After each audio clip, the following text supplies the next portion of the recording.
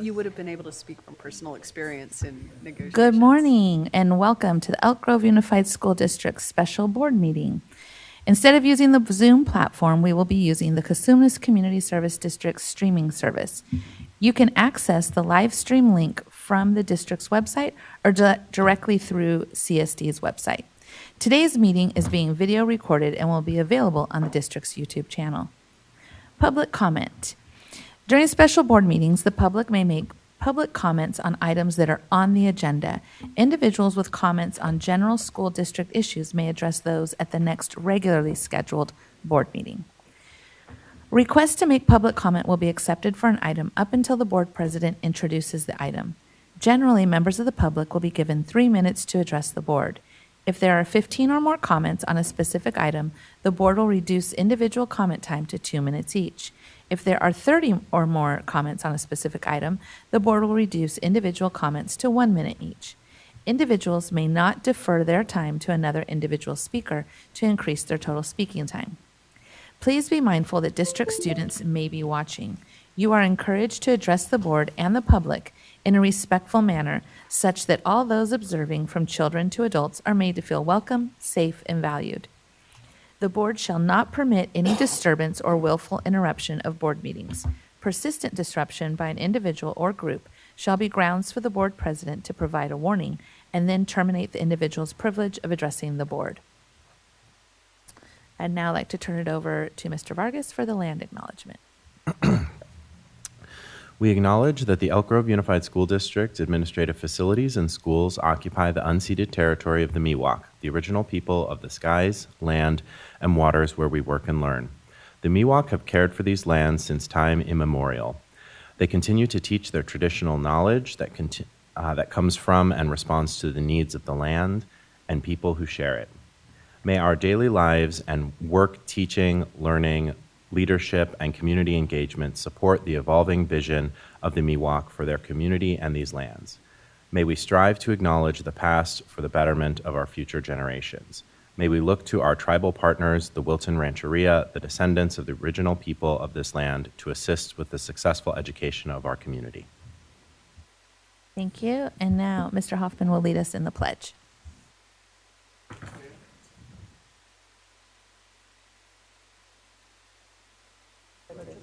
To the flag of the United States of America and to the republic for which it stands, one nation, under God, indivisible, with liberty and justice for all.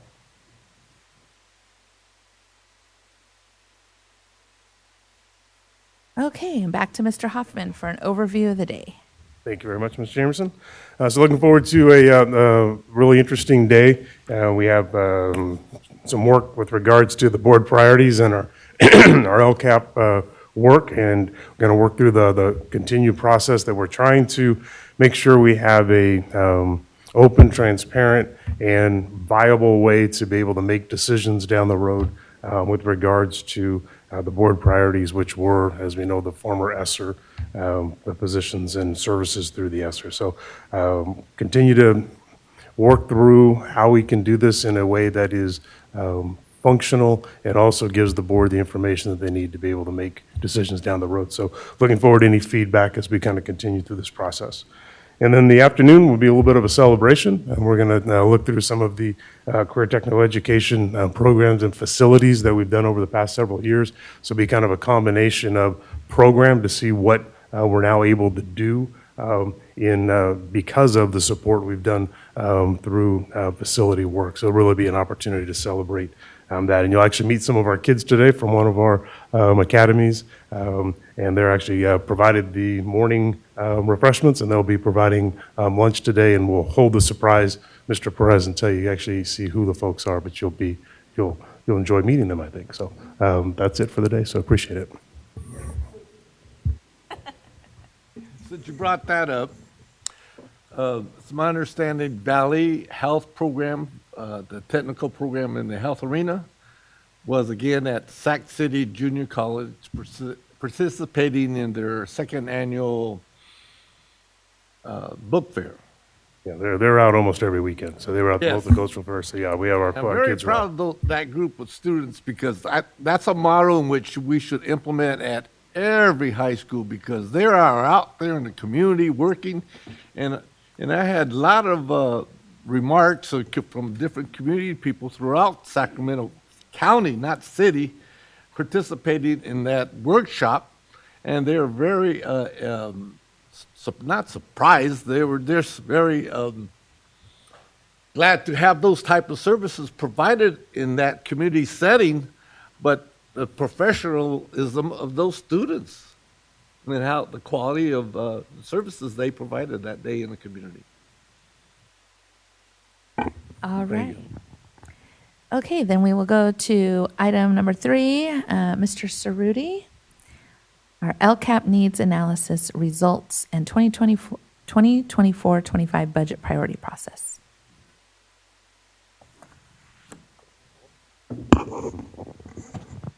Thank you and good morning, Madam President, members of the board, Superintendent Hoffman, and Ms. Avalos.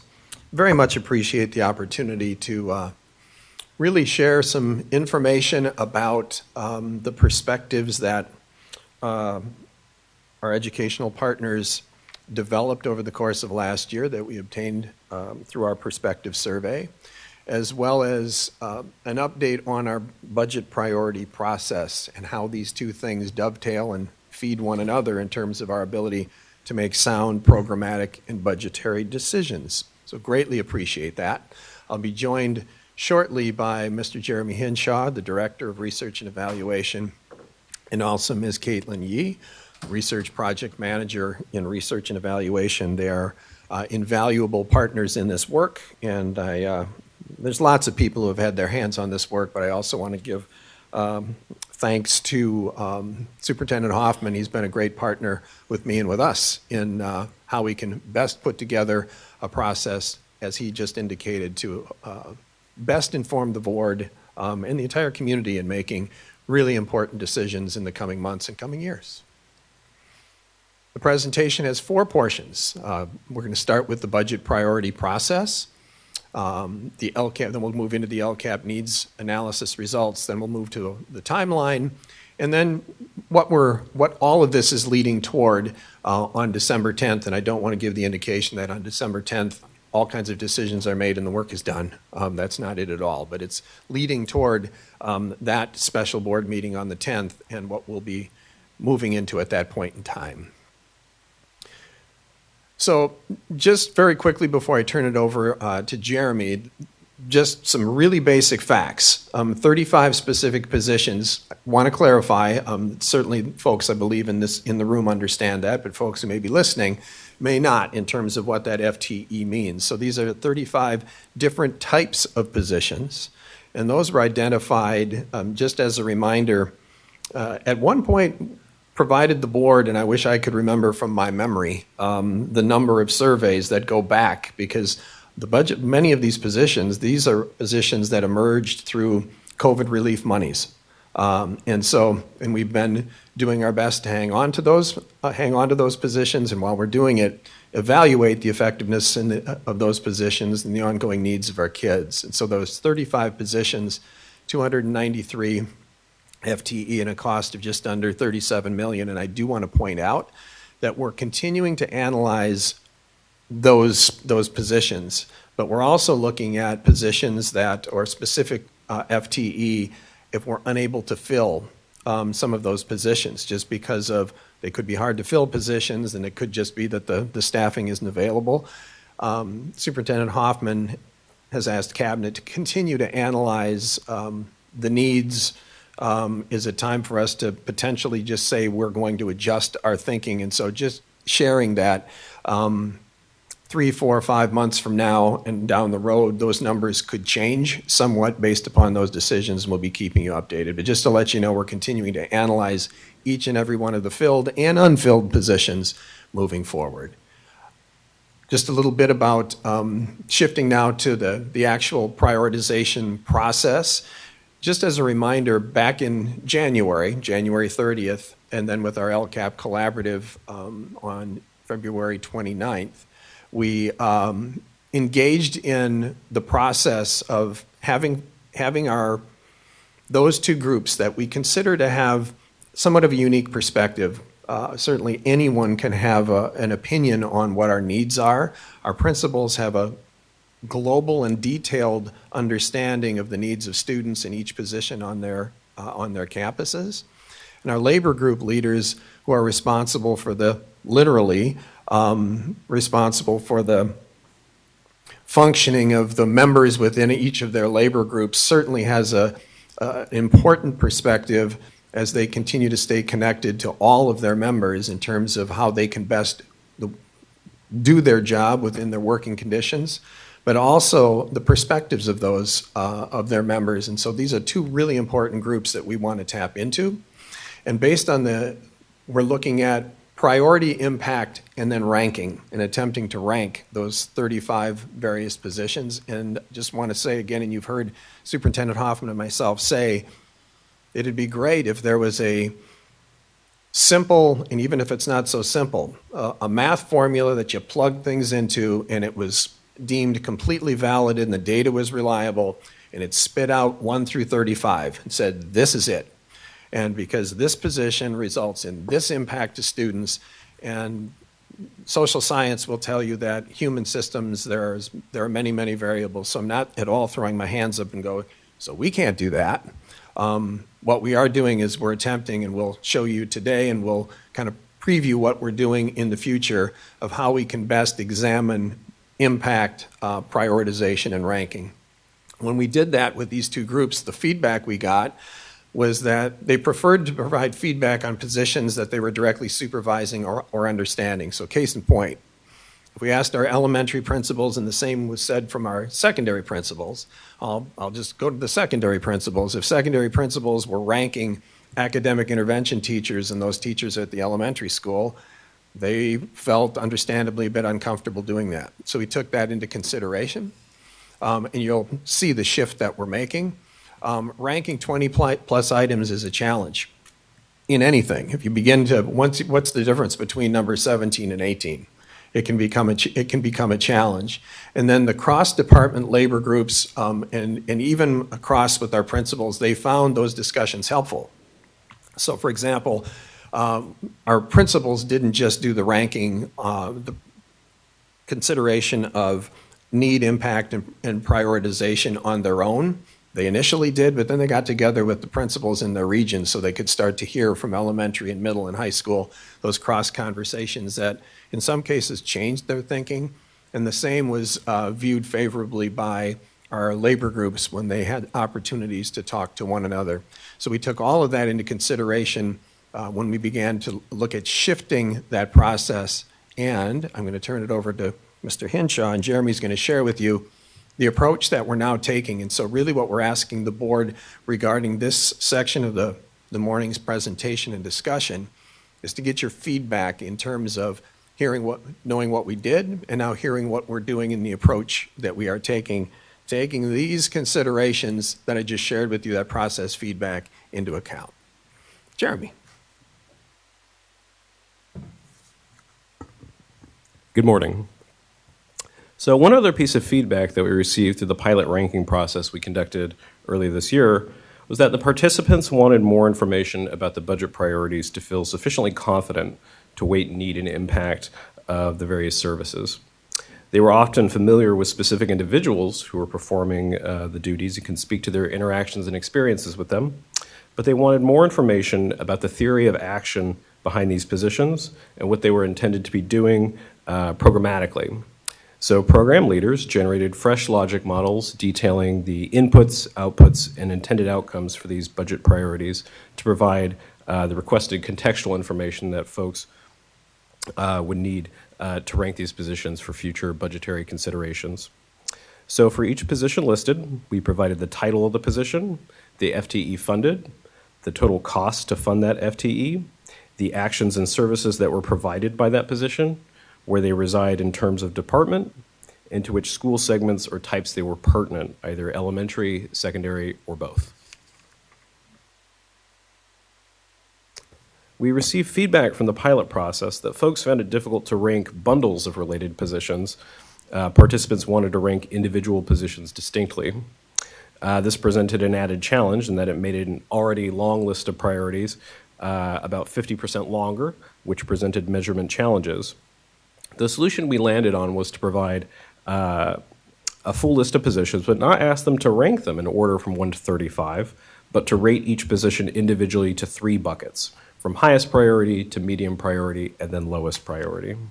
We refer to this as a cluster ranking process, which balances cognitive load on the participants with being able to provide specific input. What distinguishes this from a simple rating process is that participants are asked to designate a third of the positions as highest, a third of the positions as medium, and a third of the positions as the lowest priority relatively. So it forces them to make distinctions between levels, but not within levels. Of course, these levels represent relative and not absolute rankings. So many participants expressed how hard it was to conduct the process as they find value in all these positions and all the work they do, and would prefer that all the work continue. So this kind of work is necessarily difficult. So the final adjustment we made was that we're not asking principals to rate positions that live exclusively outside of their segments, which is to say we won't ask elementary principals to rate secondary positions, and we won't ask secondary principals to rate elementary positions, as Mark mentioned earlier. We do give them the option to indicate up to 2 positions in the other segment that they want to highlight as a high priority, but we don't require it. And all participants will cluster rank the positions that apply to both segments, so these district level positions, and members of the LCAP collaborative will cluster rank all the positions. Jeremy, just real quick. On item C, one of the thought processes was we wanted folks to be able to speak to the positions they had the most knowledge of, but if they had a position in the other segment that they just saw as incredibly valuable. So as a secondary principal, I know in my region that this particular service is happening at the elementary level, and I can already see that it's having an impact by the time the kids get to us. We wanted to give them the opportunity to chime in on that if they thought there was something of value. So here we have a screenshot of how the process will work for an elementary principal. You can see a screenshot of the Excel sheet they're provided at the bottom of the slide. They open the spreadsheet and place their ranking in the ranking column, either 1 as the highest, 2 as medium, or 3 as the lowest priority category within that section. There are 7 elementary positions, so we ask the elementary principal to rank 3 as highest, 2 as medium, and 2 as lowest. We provide them with a running tally on the right-hand side so they can track how many they've used of each, and the order of the positions in the screenshot you see here is just alphabetical. Next, in our elementary principal example, they're asked to provide cluster ranks for district level positions. There are 22 district level positions, so we ask them to rank 8 as highest, 8 as medium, and 7 as lowest. Once again, they're provided with a running tally on the right-hand side so they can track how many they've used of each. And finally, in our elementary principal example, they have the optional opportunity to designate 2 of these positions as high priorities, as the superintendent pointed out a moment ago, if they wanted to highlight something that they're familiar with. So this concludes a description of the cluster ranking process. And now we'll take your questions.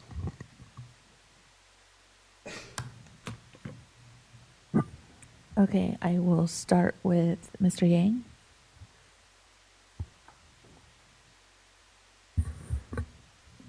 Good morning.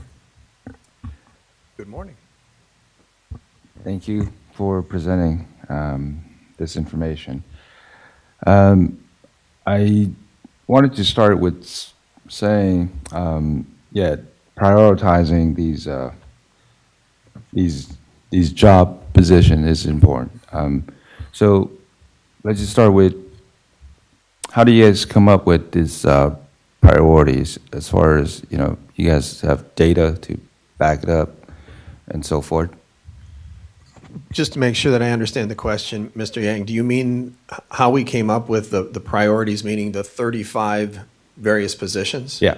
That was done over the years of COVID and COVID relief monies that came through.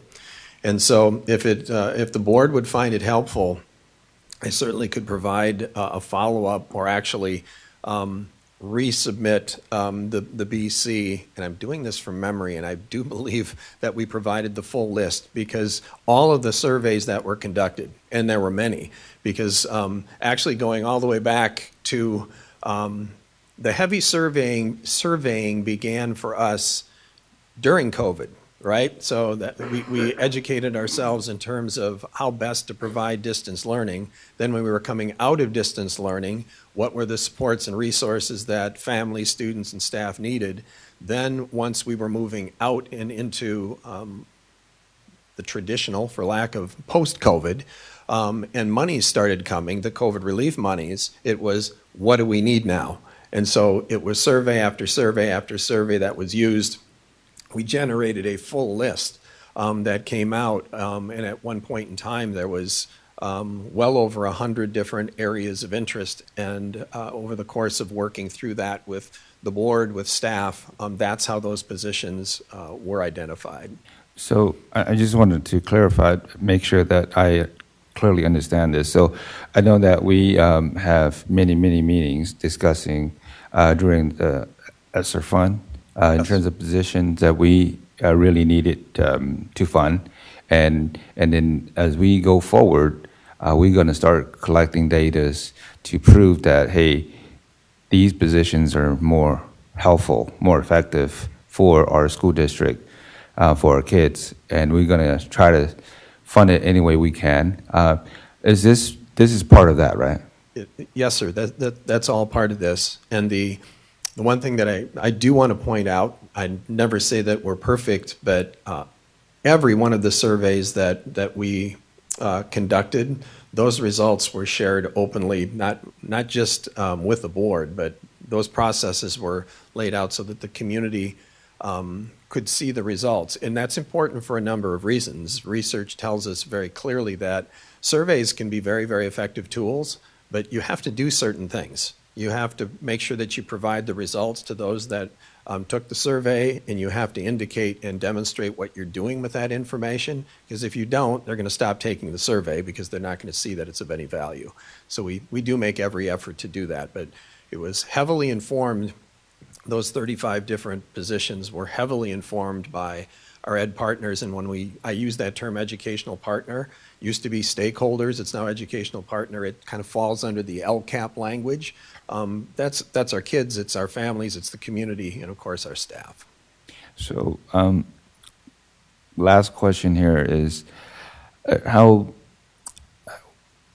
involved was this, I guess, the different groups of folks, how involved the survey across the board, students, teacher, staff in general, parents, and so forth, or just? It's almost like we rehearsed that out here just a few minutes ago. Kind of have an idea, but I want to hear from you. Because that's what follows this section is. So in terms of those 35 positions, that was informed over 2 to 3 years and many surveys. In terms of what we are doing now, that's being reinforced by the perspective survey, and you're going to hear that in just a second. And you'll be seeing data specific to that very thing. Yeah. I just want to leave with this remark saying that I think this is fantastic. I think that, using survey as kind of like the foundation of proceeding, finding what's important, what's priority, it's very key. However, the process of going about doing it, being transparent and having engagement in it, as far as inclusive, I think that's very important. So thank you so far for this presentation and information. Thank you, sir. And the one thing I would just add, and that is, Jeremy mentioned it. So when we moved to the 3-bucket model or the 3 levels, to refer to level 3 as lowest, I just keep in mind the challenges of that because every one of these was identified as a priority. So what you're talking about is what's the lowest priority of a list of priorities. Just want to share that. And I think that is key, how you go about elaborating that so that, people don't get it kind of like confusing about most important is let them know, hey, all of them are important. These But positions, I'm the- sorry, Mr. Yan, yeah. I'm sorry. So I just wanted to, the way to go about it is it's really important too, right? So thank you. Couldn't agree more. These are human beings that are attached to these, and they're all working very, very hard, doing good things for kids and families. Thank you. Ms. Albiani? Thank you for this. I think I can definitely understand how ranking 1 through 35 would be miserable, and so I think this is a functional model. I appreciate the cross collaboration. I appreciate the value we're putting on the people who are working with the students directly. I think those are our best people. These are human systems, so it's dependent on the human. And when I look through A through G on the elementary example, I want to keep every single one. It's just going to be miserable. So thank you to the people who are doing those jobs now. We greatly appreciate it. And I, as a past Title I school teacher, I think, I hope there are chances that if something we can't continue to support as a district, they can continue to support on site as they have more funds and they find what works in their place. So I also kind of keep in the back of my mind, we are going to have to make hard decisions, but we've also opened the door to know what works for different schools and they can work to get those things for their students. So thank you. Thank you, ma'am. Mr. Vargas? Can you remind me the composition of the LCAP collaborative? The LCAP collaborative, so we have 7 labor groups. It is 7, right? I'm looking at her, folks. We have 7 labor groups, and it is, first I'll just give you the origin, because it's referred to as the LCAP collaborative. A determination was made early on. It started the second year that the LCAP, so in 2015 is when we assembled the group. And it starts with, we contact the presidents and heads of those labor groups and ask them to bring a couple, 2 or 3 of their members. And they then meet with the superintendent and the superintendent's full cabinet. And initially it was looking at the LCAP and engaging our staff and labor partners in the needs analysis process. And it's morphed somewhat. It's remained consistent with the LCAP and budget, but they were extremely helpful as we were going through the challenges of the pandemic. But it's very much budget priorities, LCAP related, programmatically related. And what it's been where it's been very, very helpful is, and Superintendent Hoffman, if I'm getting over my skis on this, he'll let me know. But a similar process, a question could be asked even when we're doing this 3 buckets. So let's pretend it's all done, and now we've got it, and we've shared, here's the results, and we'll be doing that. And we've got $1 to spend. And so then what do we do? What we have done historically, because budget priorities just didn't start with post-COVID. We've had a budget priority process for years, and this is following that, although a bit of a unique circumstance when you had that level of infusion of new money into the system. But nonetheless, when we do have $1 to spend, Superintendent Hoffman facilitates a process and asks his cabinet to come in with recommendations in terms of what should we do based on the group established list and prioritization. And so we then have done that, and then what we've done is brought the LCAP collaborative together, given our recommendation with the purpose of reaching consensus. And I believe it's safe to say that we have always reached consensus. So then when we're coming with our recommendation to you as a board with $1 to spend, it has been heavily influenced by perspective surveys and LCAP surveys and all that information. We've considered it programmatically and financially. We've run that by the leadership within our labor groups. And so it's a very informed process where we've reached consensus and we're bringing the best recommendation possible. So it's a longer answer than I think you wanted, but there is a history behind that very, very important group. And we really do view them, obviously, through the lens of certainly negotiation processes. That is not what this is. We're viewing them as educational partners in this process.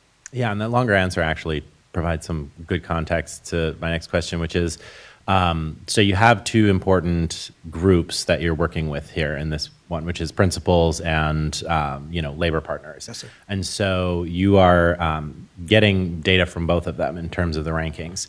And so how do you reconcile if there is a distinct difference between what you're seeing from one group as opposed to another? That's interesting because this is a bit new because in past years when we've operated through the budget priority process, it's not that we didn't engage our principals, because the way that the principals are able to individually share their voice as well as their schools is through the LCAP process, and so they can complete a survey with everyone else along with here's what all the school data is telling us.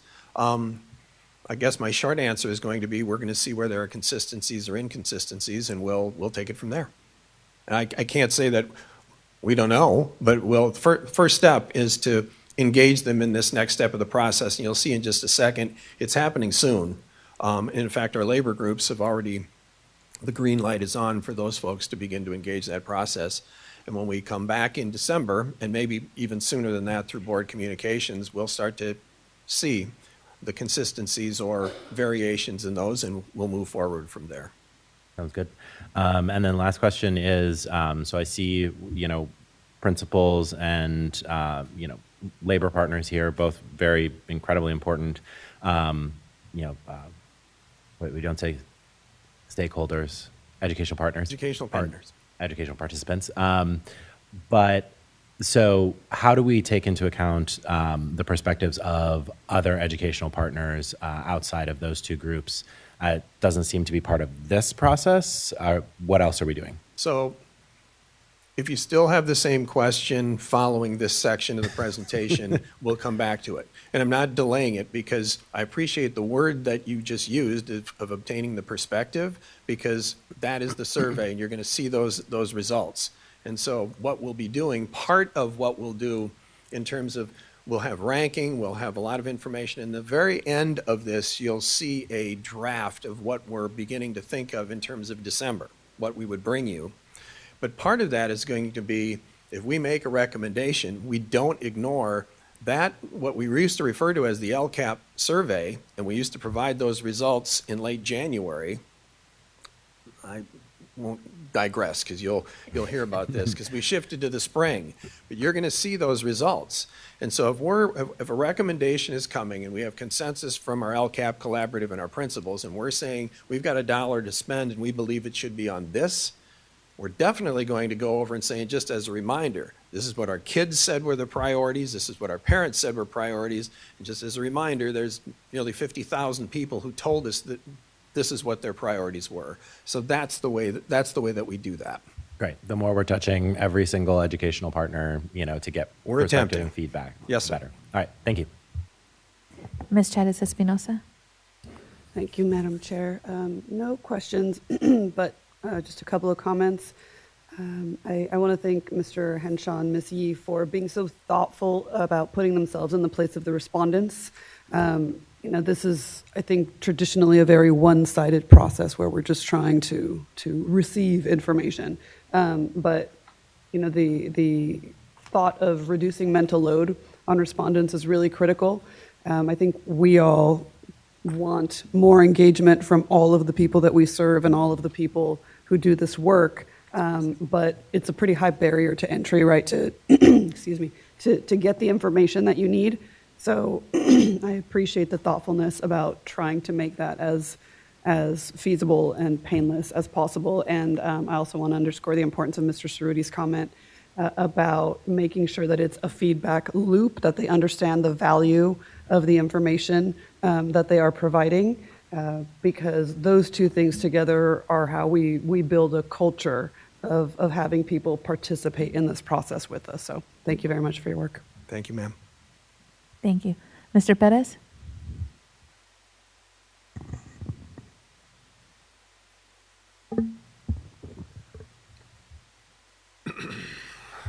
Okay, I want to begin by asking you simply, what is LCAP? Because you mentioned earlier you wanted to explain something to the general public,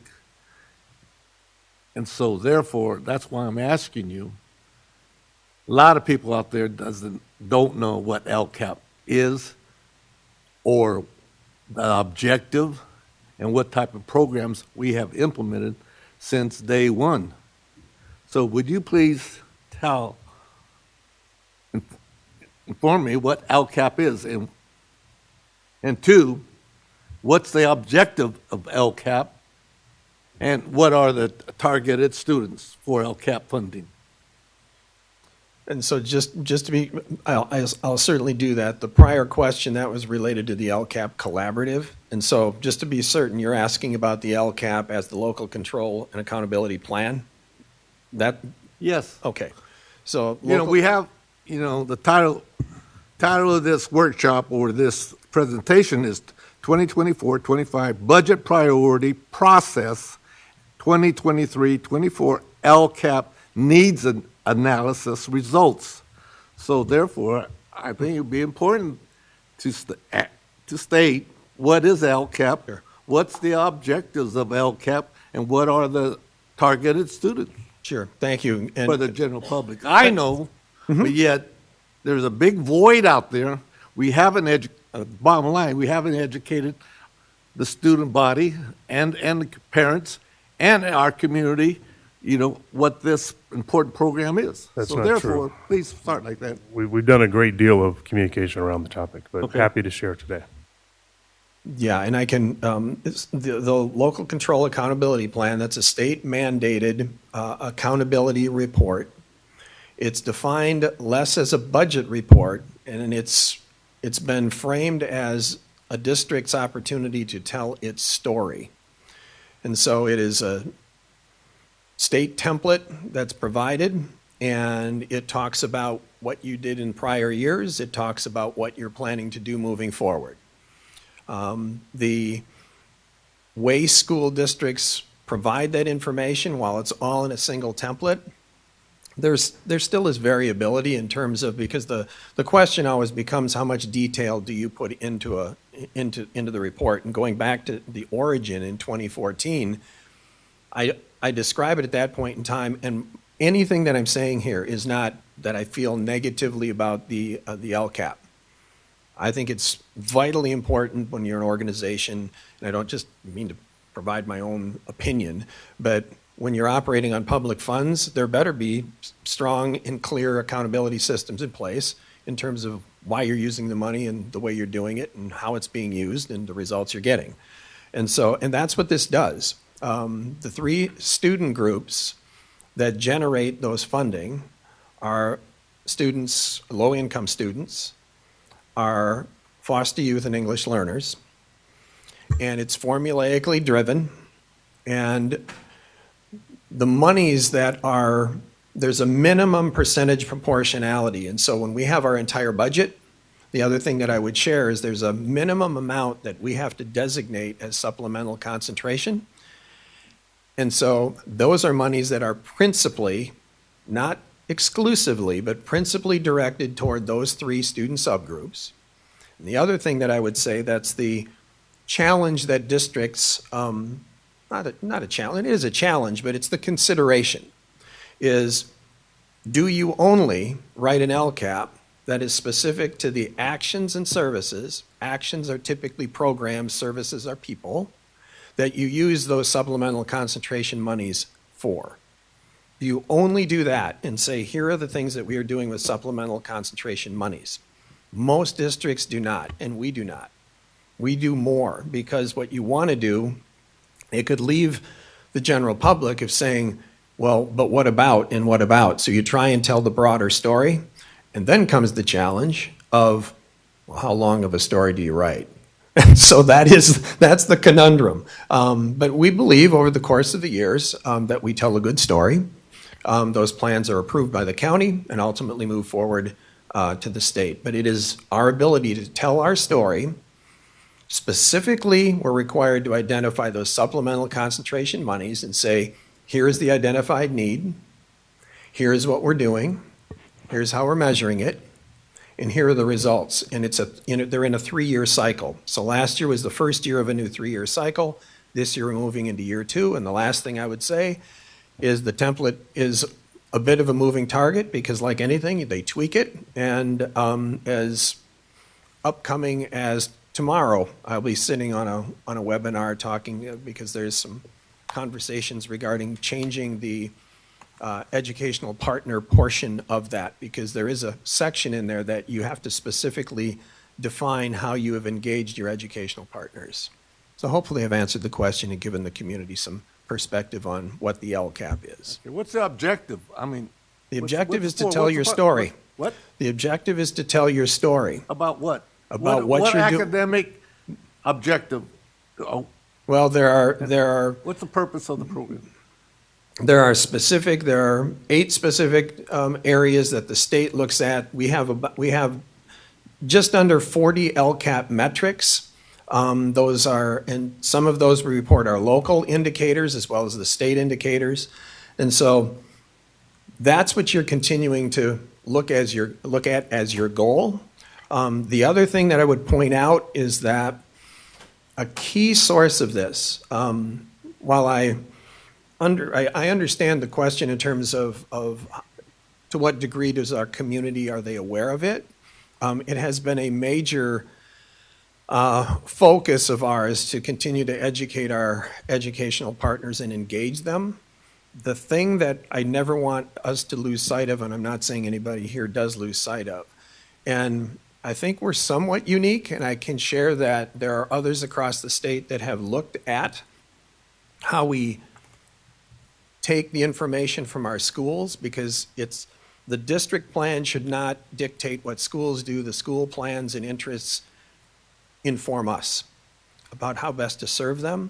And we refer to, there's actually the single school plans that are required by the state that every title school has. We have all of our schools create those single school plans, and we refer to them as site LCAPs because they are structured like the LCAP, and they are online.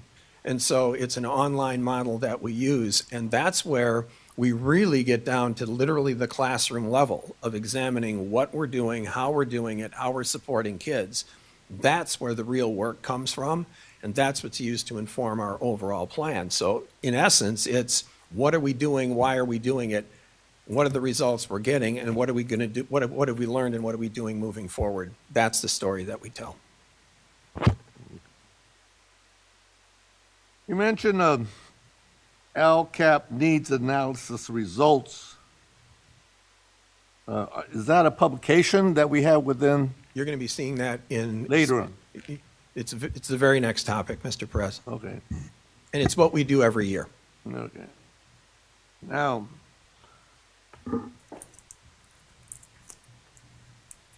okay, you mentioned the targeted students were what now? Low income, foster youth, English learners. What about homeless? Have they been? Nope. They fall, foster youth and homeless Yes, okay. are together. I And, should clarify, that's my mistake. You mentioned that evaluations, how they're at the school level or a county level, district level? So the evaluation, one of the questions that's asked, and actually, again, in my opinion, it's one of the best things that the LCAP has done, is ask, how do you know what you're doing is working? It's a really important question, and frankly, it's not one that often was asked previously, and I'm not just talking about in Elk Grove or California, in public education. And again, in my opinion, I think I'm sharing my opinion more than people really want to hear my opinion, but it's, I think the reason it's not often asked is because it can be hard to measure. Again, we're talking, so how effective is an English learner program? How effective is a special education program? And because if you look at it in terms of just straight outcomes, that can be a difficult measure. To say that number needs to continue to increase, why isn't that number increasing? It's not going to do it. That's why we've worked on our program implementation continuum and measuring the level of fidelity of implementation of our outputs. And so that's how we're measuring and evaluating those programs. But it's one of the things that we have to write to in the plan. So it's one of the things that we're looking at in terms of all the budget priorities. How are we trying to analyze the impact that those positions are having on student outcomes. Regarding those 35 specific positions, so they are within programs within Elk Grove Unified School District. Have they been part of the evaluation process under the LCAP, those 35 positions? Some are certainly referenced in the LCAP because, for example, if we're having conversations regarding progress made in English language arts, we're going to be referencing them. Yes. But you'll see here at the very end of the presentation a model of what we will be bringing to you as a board in terms of the information regarding, and I always hesitate to say evaluation, and I know it may be, well, why aren't you evaluating it? It's because what we're really looking at is we're ultimately looking at the outputs that they're doing and then the impact on students, and there's never a one-to-one correlation, but nonetheless, you will see that at the very end of this, and we value your perspective in terms of, is it going to give you as a board not just information, but information in a logical way that makes sense that ultimately can lead us to making good decisions. Well, what the issue is, you know, you mentioned we have these 35 positions, and I'm not sure if they're within the LCAP funding arena, and are they going to be evaluation through that program to see if they were successful and there's positive outcomes with our students and reports, evaluation, academic reports, and school climate, this and The that. positions, And so that's what I'm trying to more understand. If I know those actual titles and what programs they are, and then I have outcomes as a result of that, I could make a better decision in deciding about these 35 positions. Right now, I don't have that information, so therefore, that's the question I need either staff to answer later, because the fact that I cannot make a decision unless I know where those 35 positions are, what programs and what outcomes, and your staff evaluations of these particular programs. Have they been successful, yes or no? And do we need to tweak those, amend those, and reprioritize these particular programs and funding? That's where I'm at right now. And that particular Mr. Perez, subject can I matter. answer that question for you? What? I mean, that is what we're putting in front of you now. This is one of the tools we're going to use to be able to start giving the board information. So if you slide back to slide 6 as an, Mark, can we slide back to slide 6? Sure. So like you, when we talk to our labor partners and we talk to our principals, they wanted more information to be able to make better decisions. And so based on the questions and information that they gave us back, this is just an example of the format that we're going to provide to all of the folks to be able to look at. So we're going to Who? Us? You'll get it eventually, but we're giving it to the principals and the labor partners for them to work on it, and then we're going to bring that information back to you so you'll get there Or when? December? by December 10th. When are we going to see that as board members? We're going to present it to you and the board December 10th. We may have a board communication ahead of that to start to prime the pump to give you information. But we'll work through a timeline that you'll see at the end of the presentation, that you'll actually see when we're going to do this work and when we're expected to bring information back to the board. So there's a timeline at the end that puts all of this together for you. Yes, I know there's good programs out there, and what I want is good outcomes, good accountability reports, and also, if they're so good, we need to implement them at other schools that are falling behind. So that's my frame of mind. Okay. Reports, you mentioned principals. Now, you kind of mentioned this collaborative, but I'm not sure if you only expressed that labor and principals and district staff at the administrative level here are in that process. Is there anybody else involved within the process?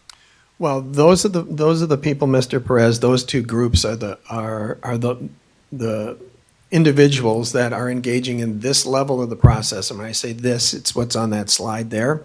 you're going to see following this, Ms. Yee is going to come up and walk through the LCAP priority process. And that's very important because any decisions that are made regarding the 35 positions, we're going to need to demonstrate alignment to the district's priorities, and those priorities are expressed by, as you'll see, nearly 50,000 of our educational partners in terms of what they see as the highest needs in our schools. That's what's done every year. And how, at the school site level, what does the principal use? Do they use the state testing? What do they use as, what tool other than a survey? Well, so they engage their And teachers and right. So okay. what they have is, and also keep in mind that there's a number of specific groups that we fully engage. So our District English Learner Advisory Committee and our District Advisory Committees are two important groups that are facilitated by one by Mr. Bird, the other by Dr. Lilly. At each school site, whether it's their school site council, and oftentimes it's a broader group than just the site council. So they'll engage their leadership team. They get the survey results from each individual school, so they'll see what their kids and what their staff and what their parents at their individual school said. So when they're developing their individual plans, they're aligning their goals. Their goals oftentimes, and it's the transition that we're beginning to make, is focusing on the increased levels of implementation of programs. So, and what I mean by that is, we're always keeping our eyes out for redesignation scores and standardized scores for our English learners, for example. But what we want to also look at is if a school is at a level 2 and our evaluations are levels 1, 2, 3, and 4, with 4 being the highest, they're setting goals to say they want to move their school from a level 2 to a level 3 and the following year to a level 4, because our theory of action is those test results are going to improve, because what we've done is we've examined our program implementation and we do a correlation with student outcomes and we look at the strength of that correlation. So I don't mean to be, everybody here is very, very intelligent, but you can get into the weeds on this and I can start losing people in terms of what we're doing. But it's more than just saying we want that state test score to go up 2%. Not saying that that's not an important measure. It's a very important measure. The way that's going to happen is, unless we analyze the output, meaning what are they doing in the classrooms at the school to get that result, if we don't have a measure of that, then we're only going to guess. That's actually why these folks were awarded by Harvard, is because of the strategy that we're using. And so we've got rich information in terms of where we see things working and where we see areas of improvement needed. Well, you mentioned testing. So in level 2, a lot of my schools within Region 1, and I looked at other Region 3 over here, Valley High School, because they're high poverty areas, we have those very low educational assessment results and performance. Now, and you mentioned that you analyze those, but see, I don't have, as of today, those, and I've seen them, and they're in the low ranking, and some ethnic groups and so targeted groups are very low within those tests or those results. So I'm concerned that if you could provide me with those geographic trustee area 1 and 2, 3, 4, so I could see and rank districts, trustee districts, where the money, the funding should really go, and how you prioritize that funding. That's what I'm concerned, because within the last 2012, when this program started, we have not produced, I want to say, very good academic outcomes and parent and student engagement. Again, I've said this prior to today, but we still continue to have that problem within our school district. And you mentioned the discussions. You didn't mention students, parents, and other community members in our community are participating in this process. And That's the next section. yes, so that's what I'm concerned. I know it's within the next thing, but I don't see the funding dollars going there. I don't see parent engagement workshops like I see at other school districts. We have a full Department of Okay. Family and Community Engagement with workshops Spending happening all the level. time. I'm talking about the spending level. It's minimum to me, and it should be much greater. Most school districts don't have a complete Department of Family and Community Engagement as we do, thanks to the And, board's You direction. mentioned, what 7 labor groups mainly, what is the number one? I imagine the Elk Grove Teachers Association is the major labor group that you were working in this, right? Or what? Well, we consider them all equally important, but Okay, yes. EGEA is the largest. Right.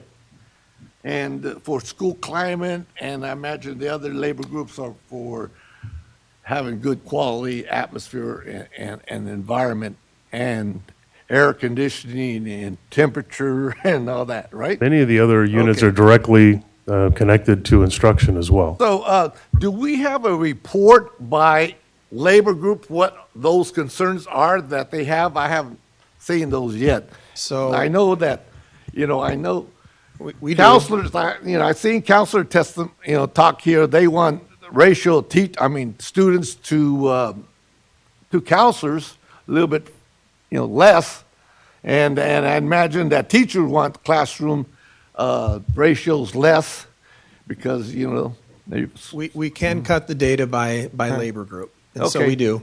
And one quick comment I'll make about the perspective survey is we used to do an LCAP needs analysis survey. It was specific to the LCAP. That's the way it was designed. And that was done in the fall and early winter, and then we would provide those results. If you recall, we shifted that and we combined it in what's now termed the perspective survey. And we did that. I appreciated what Ms. Charas Espinoza mentioned, because we do take into account survey load for everyone.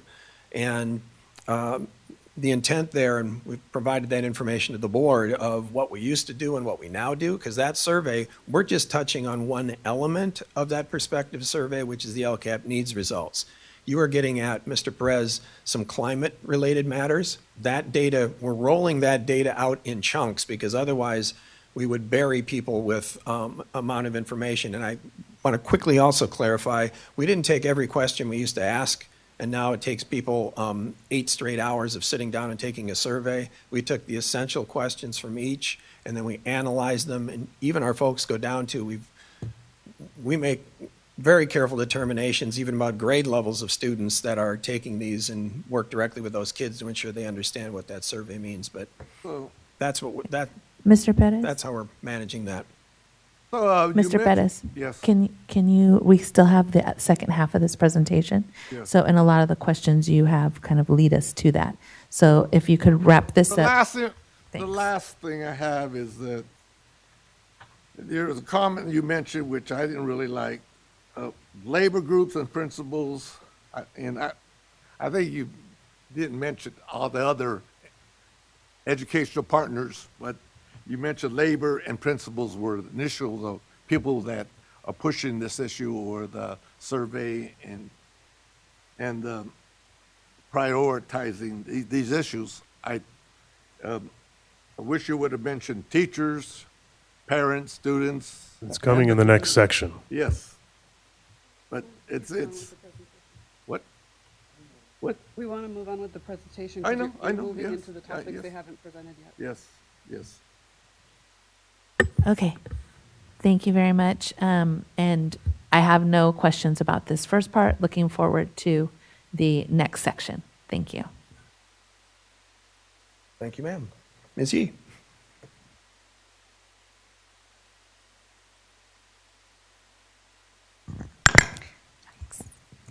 Good morning.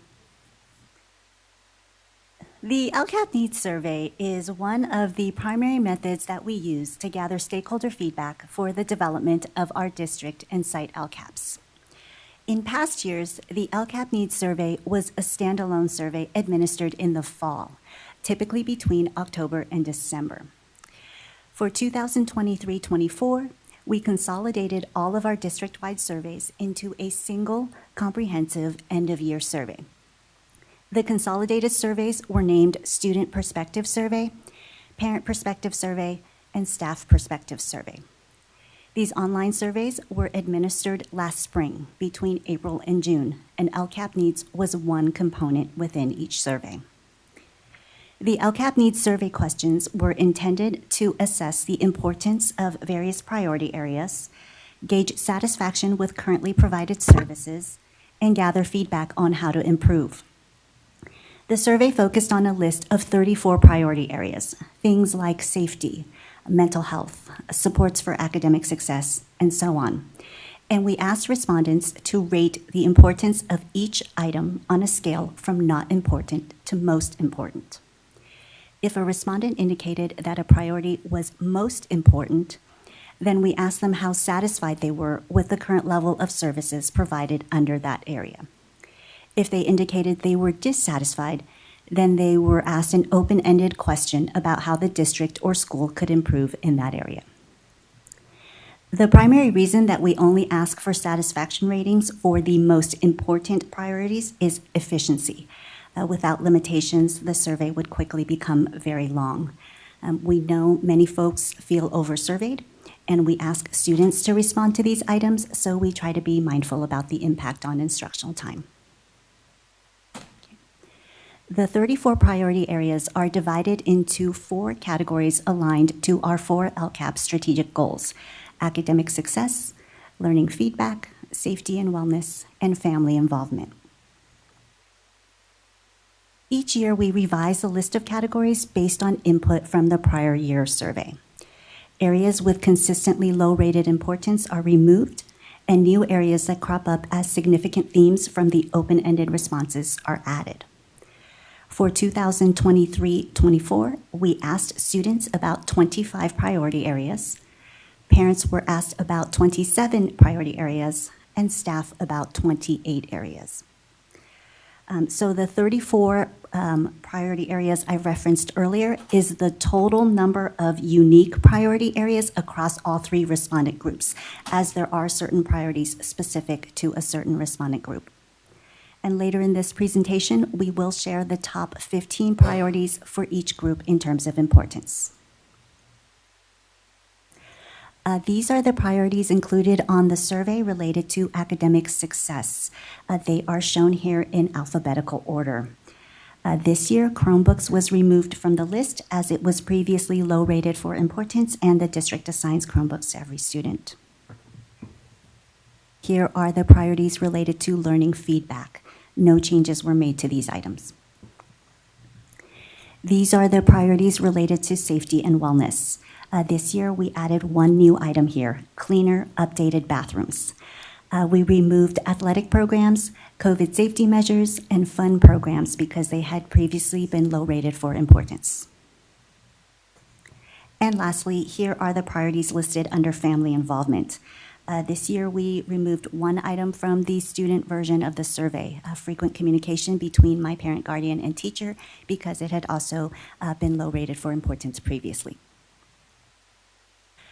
For 2023-24, the district took multiple actions to increase parent survey participation. We consolidated multiple forms, namely the LCAP Needs Survey and the Parent Survey, into a single form to reduce the number of surveys that we ask parents to take. We sent paper flyers were sent to all elementary sites for distribution to families. The flyers included translated blurbs with a brief explanation of the purpose of the survey, along with the survey link and QR code. Research and Evaluation partnered with Communications to launch a messaging campaign featuring videos that highlighted specific feedback from previous years and how sites acted on that feedback. Parents received multiple text messages and emails from the communications department and their principals through the survey window. The communications department also provided principals with pre-written messages and communication strategies to help facilitate site-based messaging campaigns. To keep principals updated about their site's progress, Research and Evaluation sent survey participation rates to principals every Monday through the window. And lastly, the district contracted with the Institute for Social Research at Sac State to conduct qualitative interviews with parents during spring events, such as the EGUSD Community Block Party, to understand why more parents don't participate in the survey. In collaboration with staff from the district's Family and Community Engagement Department, the researchers interviewed more than 100 individuals at in-person events and over the phone. The report identified several key learnings. 28% of those interviewed reported taking the survey. The response rate for this subset of parents is higher than our overall parent response rate, but not unexpected, as we assume a higher level of participation and engagement among parents who attend in-person events. 32% of those interviewed knew about the survey, but chose not to take it. The researchers asked these parents to state in their own words why they had not yet taken the survey. And the researchers found that the vast majority of these parents indicated a lack of motivation to complete the survey, as expressed by comments such as they didn't have time, it wasn't a priority for them, they didn't know why they didn't take it, or they were already satisfied and thus didn't feel the need to provide feedback. A smaller subset of parents reported a barrier related to language or technology, and some parents also felt that their response would not make a difference. And finally, 40% of respondents said they did not know about the parent perspective survey at all. Among those interviewed parents who did take the survey, many of them cited their school's principal as the reason they knew about the survey and decided to take it. From this research study, the number one recommendation to increase parent participation was to increase principal engagement in parent outreach. In accordance with this, for the Spring 2025 Survey Administration, we plan to better support our principals by providing them with better tools to present past results and discuss how they have used those results to make decisions. This chart shows the number of responses we've received over the past 7 years for the LCAP Needs Survey. As you can see, for 2023-24, we received a total of 48,175 survey responses, constituting a 1.3 percentage point decrease from 2022-23. Even though program leaders and principals made a big push for the survey, we suspect that the response numbers decreased, particularly for parents, because the Prop 28 survey had been administered right before the prospective surveys. So likely by the time the consolidated end-of-year survey rolled around, parents might have been experiencing survey fatigue or mistakenly believed they already responded. The student survey was designed to be administered in grades 3 through 12. This year, 76% of those students submitted a response. Among parents, we received responses from 23% of households in the district. And for staff, we showed a 71% response rate. Across all groups, response rates were highest in elementary and lowest at high schools. Looking at the variation in response rate by ethnicity, response rates for students were relatively uniform, ranging from 63% for African American students to 77% for Asian students. There was much greater variation in the distribution of response rates for parents, ranging from 12% for parents of Hispanic students to 42% for parents of American Indian students. Staff participation ranged from 16% for white staff to 82% for Filipino staff. I should mention that we are unable to report out staff response rates for the 2 or more category due to limitations in the HR ethnicity data. Among programmatic groups, participation was lower for students in programmatic groups compared to all students generally. For some students, such as EL students, the difference was relatively small. For students experiencing homelessness, participation was much lower compared to all students generally. For parents of EL students, participation was much lower compared to all students generally, and participation was also lower for parents of students with disabilities. We are unable to report out participation for parents of socioeconomically disadvantaged students, foster youth, and homeless students. We don't ask parents on the survey about their socioeconomic status, and for the other groups, we will have the participation rates next year. Finally, looking at participation by region, among the comprehensive regions, student participation ranged from 71% in the Laguna Creek region to 85% in the Sheldon region. Among parents, participation was lowest in the Monterey Trail and Sheldon regions at 15% and highest in the Cosumnes Oaks region at 31%. Among staff, participation ranged from 79% in the Monterey Trail region to 91% in the Cosumnes Oaks, Elk Grove, and Sheldon regions. And now on to the actual results from the survey. This table shows the top 15 priorities for students in terms of importance. So good teachers was the top priority for students. When we look at the ranks of the top 15 priorities for students in 2023-24 and compare them to the ranks in 2022-23, we see there is consistency over time. 13 of the top 15 priorities in 2023-24 were also within the top 15 in the previous year, mostly with either no change in rank or a small shift. The two priorities from 2022-23 that fall off the list were security staff on campus and Chromebooks, but we didn't ask about Chromebooks this year. This scatter plot shows the relative importance and satisfaction for each priority area among students. Just to orient briefly to the graph, each dot represents a priority area. Horizontally or on the x-axis, importance increases from left to right. So things on the right-hand side of the graph are more important than things on the left-hand side. Satisfaction is shown vertically or on the y-axis. Students expressed higher satisfaction with things at the top of the graph than for things at the bottom. The idea is that we place each priority area here according to its importance and satisfaction rating to get a broad sense of what we're doing well and what might be priorities for improvement.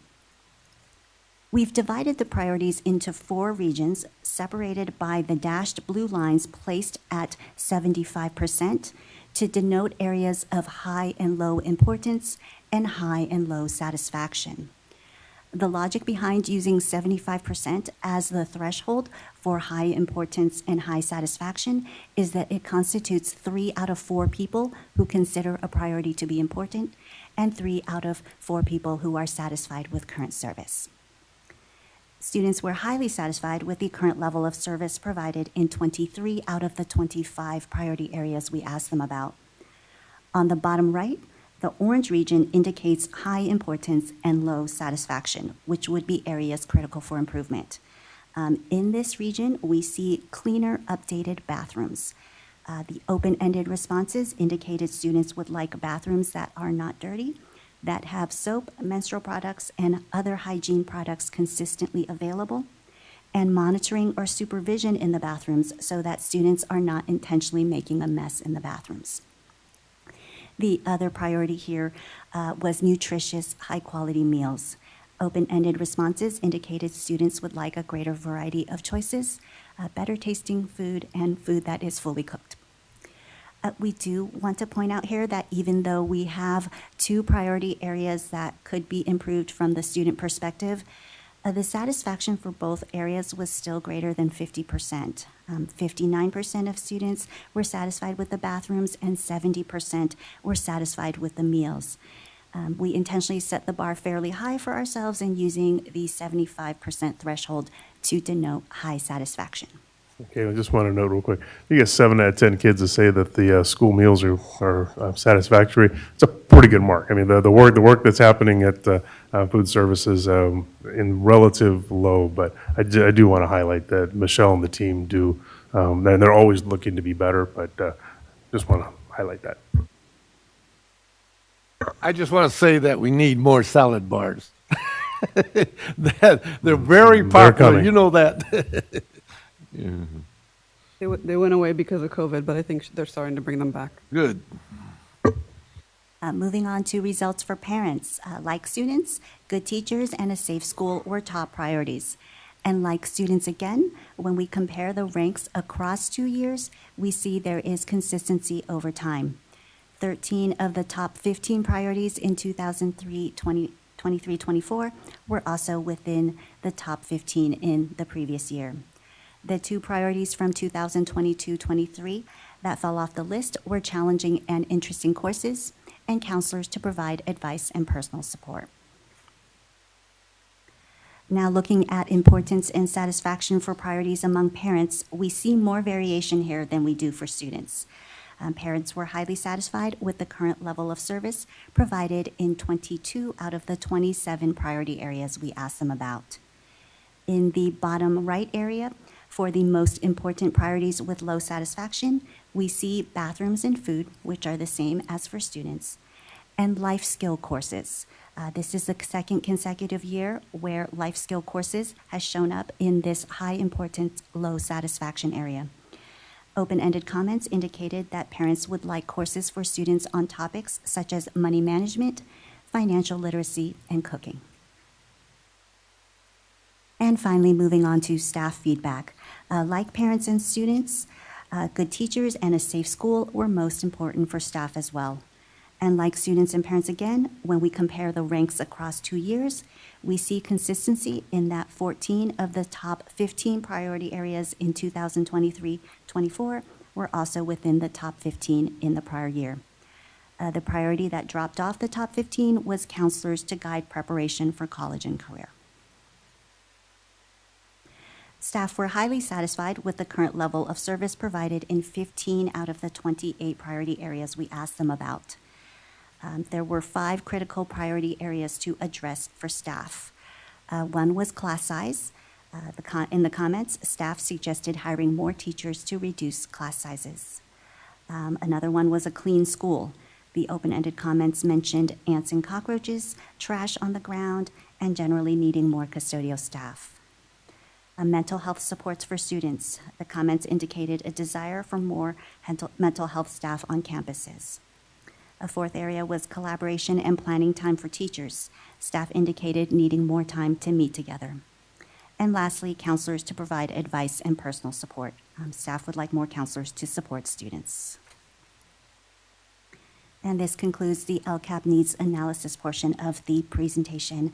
If there are any comments or questions, we are happy to respond to them now. Thank you very, Thank you very much. Mr. Perez, I will start with you, and just so we're aware, we also have a part 3. Very good. Very good. Page 21 is a very the issue I want to talk about again. Hey. We have to think of. Is it on? No. We got to think of what kind of incentive can we give parents to participate, because a lot of our parents within area 1 and 3s are, one or two type of job families. They're busy. They come home tired. So they have to be some type of incentive, or they need to understand the significance, the importance of this survey. It's just like when I go out there and try to recruit high schools and junior colleges and all that, try to get a Hispanic Surveying Institute designation, you get more money if you get that designation. So if parents knew that they express themselves and there's other issues too besides why they're not participating, because their educational attainment within these low-performing parent involvement survey participants. So there's a lot of factors that we need to take in mind why they're not doing that, but we need to go beyond the traditional way to do surveys. You know, that's what I like to say. And I know that I like that when principals talk to parents, looks like the recommendations support principals' engagement with parent outreach. Look like when the principals explained to the parents the importance, you mentioned that you had better participation, correct? So that's the key. So when principals say like a message like this, when we identify problems or know that you know of a problem, we need to fix it. So there's more funding for that particular issue within that school setting. When what's my experience, when whoever does the loudest hollering or demands, they get more monies. That's like our school districts and communities throughout our government. That's not like our school district. What? I don't believe that to be true. They do. I seen it. It happens here too. So yes, these results, and it's very interesting that, you know, I survey participants by ethnicity, and I'm wondering why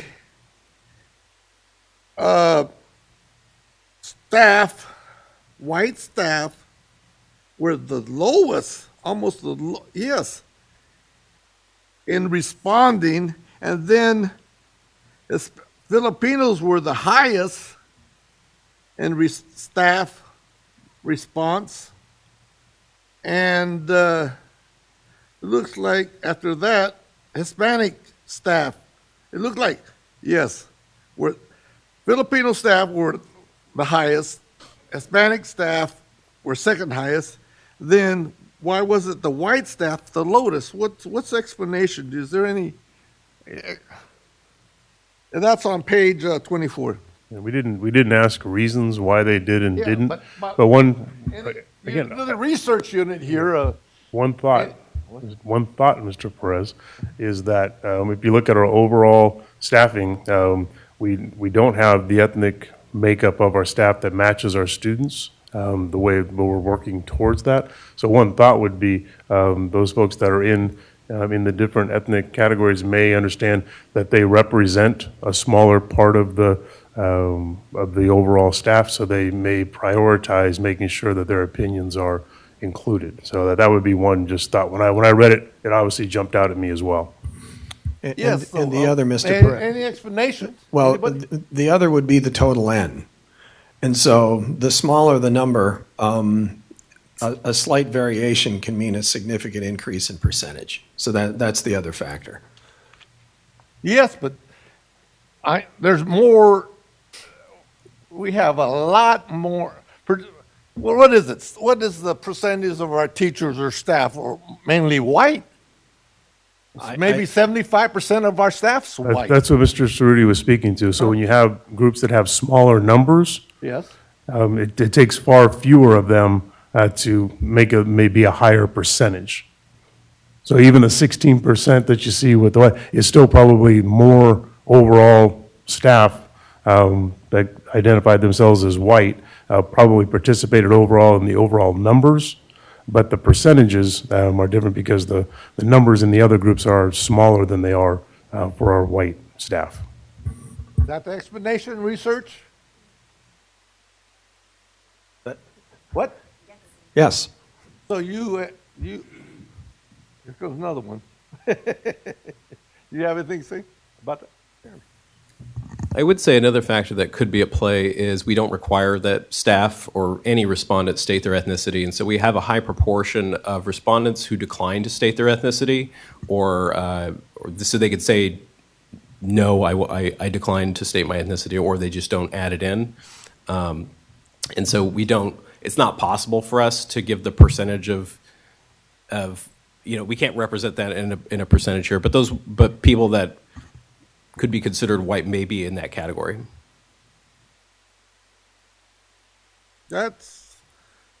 Still, that's very interesting. Very interesting.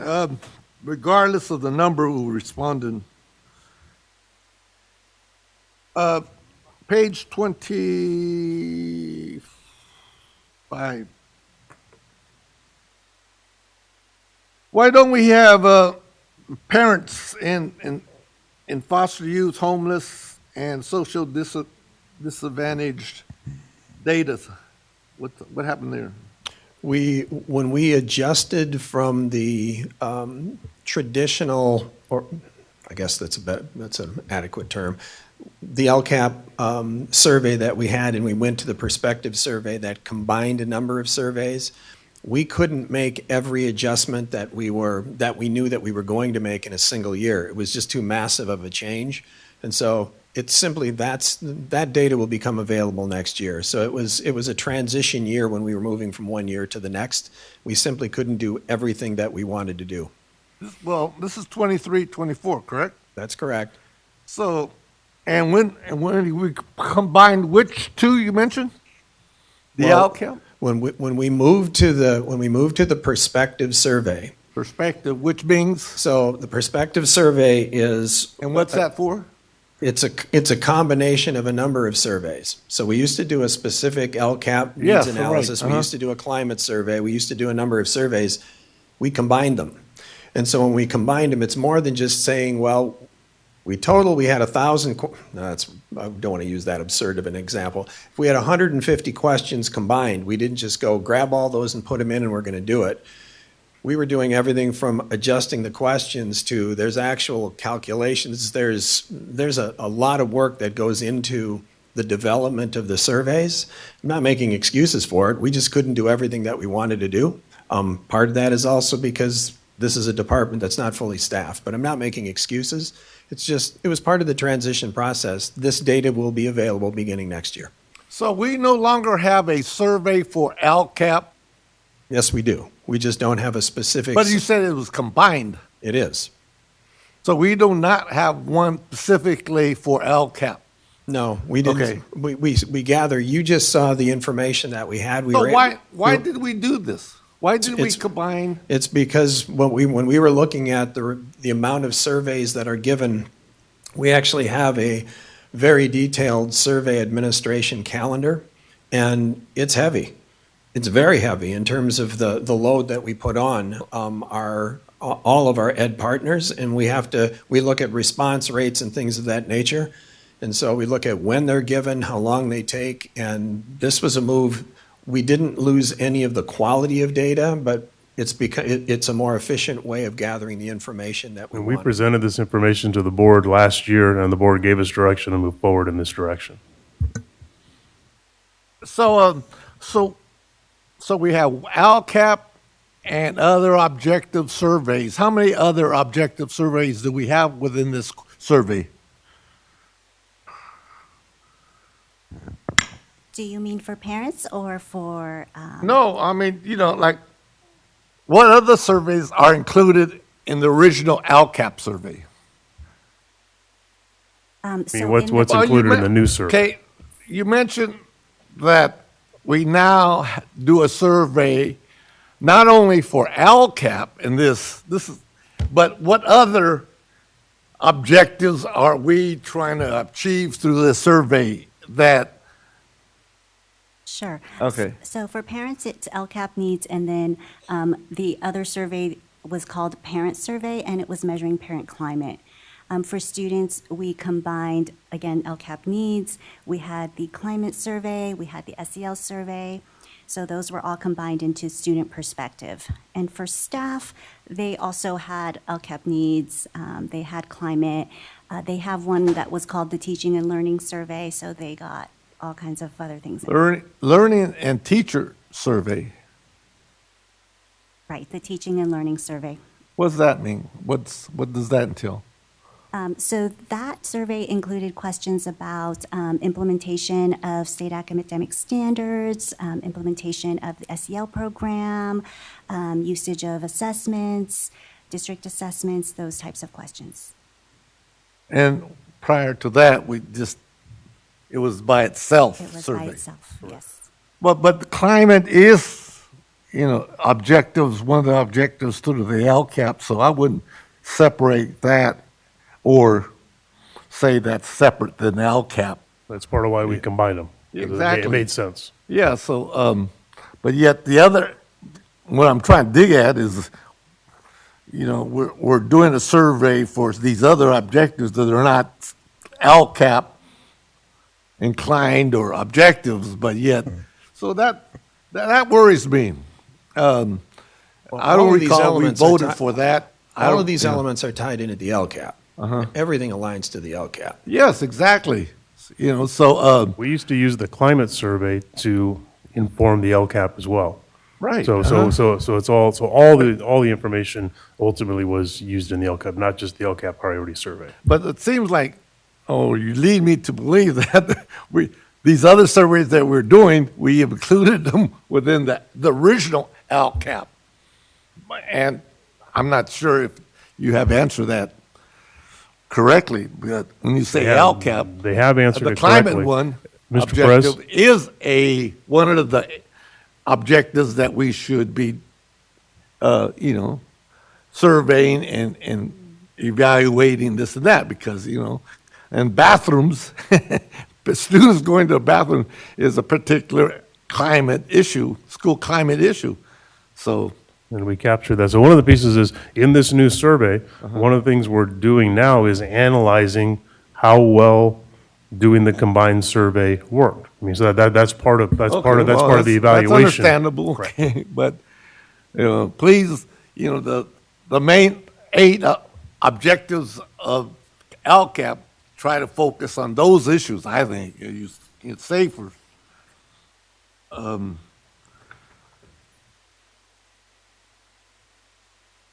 Good teachers, how we're doing in, I mean, we spent a lot of money, teacher development, and what's the outcomes and the evaluations of good teachers and good educational assessments and performance? Have we evaluated that?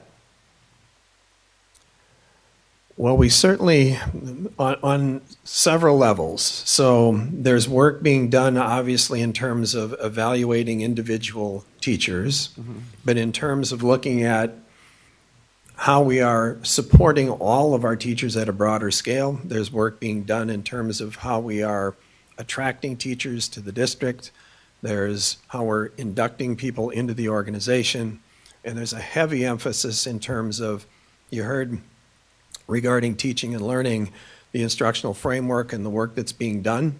A good example of that is the importance of the DEI work that we've been doing and requirements associated with that in our teaching and learning framework. And that's what guides that work. The observation tool that we have that provides timely, targeted feedback to our teachers. The work that we do with our teacher leaders. I have monthly meetings. I have a meeting on Thursday of this week with our teacher leadership, EGEA leadership, our steering committees, work on assessments. So it's the number one thing that we do. And I say this respectfully to all of our employees. Everything that we look at is how we maintain the highest quality instruction in the classroom and how everyone supports that. Whether you're a custodian or you're working at the district office, everyone is contributing to that student in that classroom having the most meaningful, beneficial experience they have every day. It's the number one priority. Yes, I agree 100%, but our California Department of Education Assessment, Development, and Administration Division, who administers these tests, these tests within Area 1 and 3, have poor results. And so what are we going to do regarding that issue within those geographical areas? Are we going to pump in more money, support, training in those geographical areas? Because those test results are very low. I seen this district test just recently through a communications report, but we look good district-wide, but again, when we look at it by trustee areas, 1s and 3s, we're comparable. If those were districts by themselves, we're very low. They don't look too good. So that's the issue I'm concerned. But the second thing is safe schools. Everybody wants safe schools, parents, students, and teachers. So that's very good. That's a big priority for all of us as board members. And the other one is good principals. Good principals, good training of principals.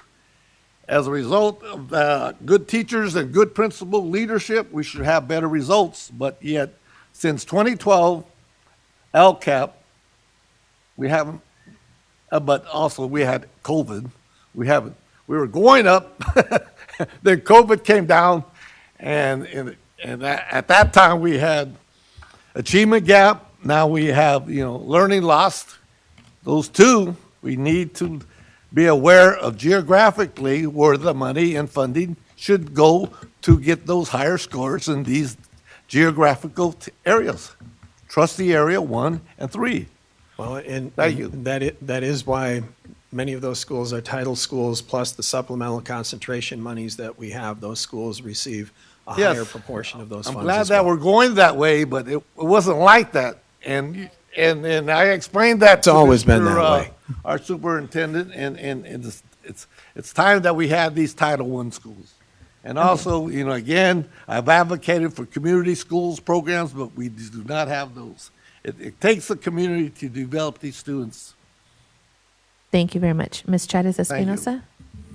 Thank you, Madam President. I have questions and comments in 3 areas. First, I want to talk about life skills. This has been a tough area for me over the years because, I think we're more cognizant than the general public about the trade-offs that are involved in adding things to the curriculum, right? There's no free space. Anytime you add something, it means you necessarily have to remove something that you are already teaching or providing. But much has been said about the challenges that young people are facing and maybe skills gaps that emerged after the pandemic. And I don't want to malign young people, but there's a lot of anecdotal evidence that, there are some new needs to address. And I wonder if this is an area where we might, and I don't know, again, that there's room to offer anything in a systematic way, but if we might do some exploration in this area. The presentation mentioned money management, financial literacy, and I think the third one was cooking. I wasn't sure if I got the third one right. But I'm also thinking about the soft skills that are necessary to succeed in the world of work, which are the same soft skills you need if you're going to university or job training. I'm increasingly hearing concerns from parents about those things. So, just a thought for future exploration. Like point of information, there's legislation that's just passed and signed regarding financial aid. I think you actually have a Financial literacy. literacy. So is that what you're talking about? That would certainly address one of these issues that And- people have highlighted, yeah. And they have to have a curriculum by what year? I don't know the details of that Okay. one yet, but that, I guess I'll say that's one that's going to take care of itself, right? Because that's a mandate. So we're going to have to figure out a way to incorporate that one. I want to note for students that I really appreciate that they saw as a priority good teachers, because that's what we have always said, that not only is instruction our core mission, but it is what moves all of the indicators in the right direction, right? If we're providing high quality instruction and students are engaged, it helps with everything else. So I just want to appreciate that the students seem to be on the same page as we are in terms of that. I have a question also with respect to students. So for a long time, forever, students have been dissatisfied with their bathrooms. And this is another area where, I feel even more strongly about this one than the first one. I think we may need to spend some more time delving into this one. I am not sure that we can get to a high level of satisfaction for students on this, because what some folks seem to be describing is full-time bathroom attendance in every single bathroom. And I don't know of a public school in the country that can afford to do that. But it seems maybe we want to spend some time on this. Is it a facilities issue? Is it a maintenance issue? Is it safety and security? What, if anything, Yes. can we do? All of those pieces. And within the facility master plan, the restroom piece was highlighted. Detectors for vaping, is on the radar. That's one of the things. So there's a number of pieces. We've done a couple of sites where we've done the dividers between the urinals, because that was so there's actually steps that we're working through in a number of those areas. And so the answer is yes, because it's all of those things. Yeah, and of course the students are not wrong if they go in there and somebody has shoved a bunch of paper towels in a sink or ripped down a paper towel dispenser, but it's also the students who are doing that. So again, barring a full-time bathroom attendant, there are some things we're not really going to be able to do. But again, given the consistency of this, where it lands on our surveys, I would appreciate if we spent some more time seeing what, if anything, we can do there.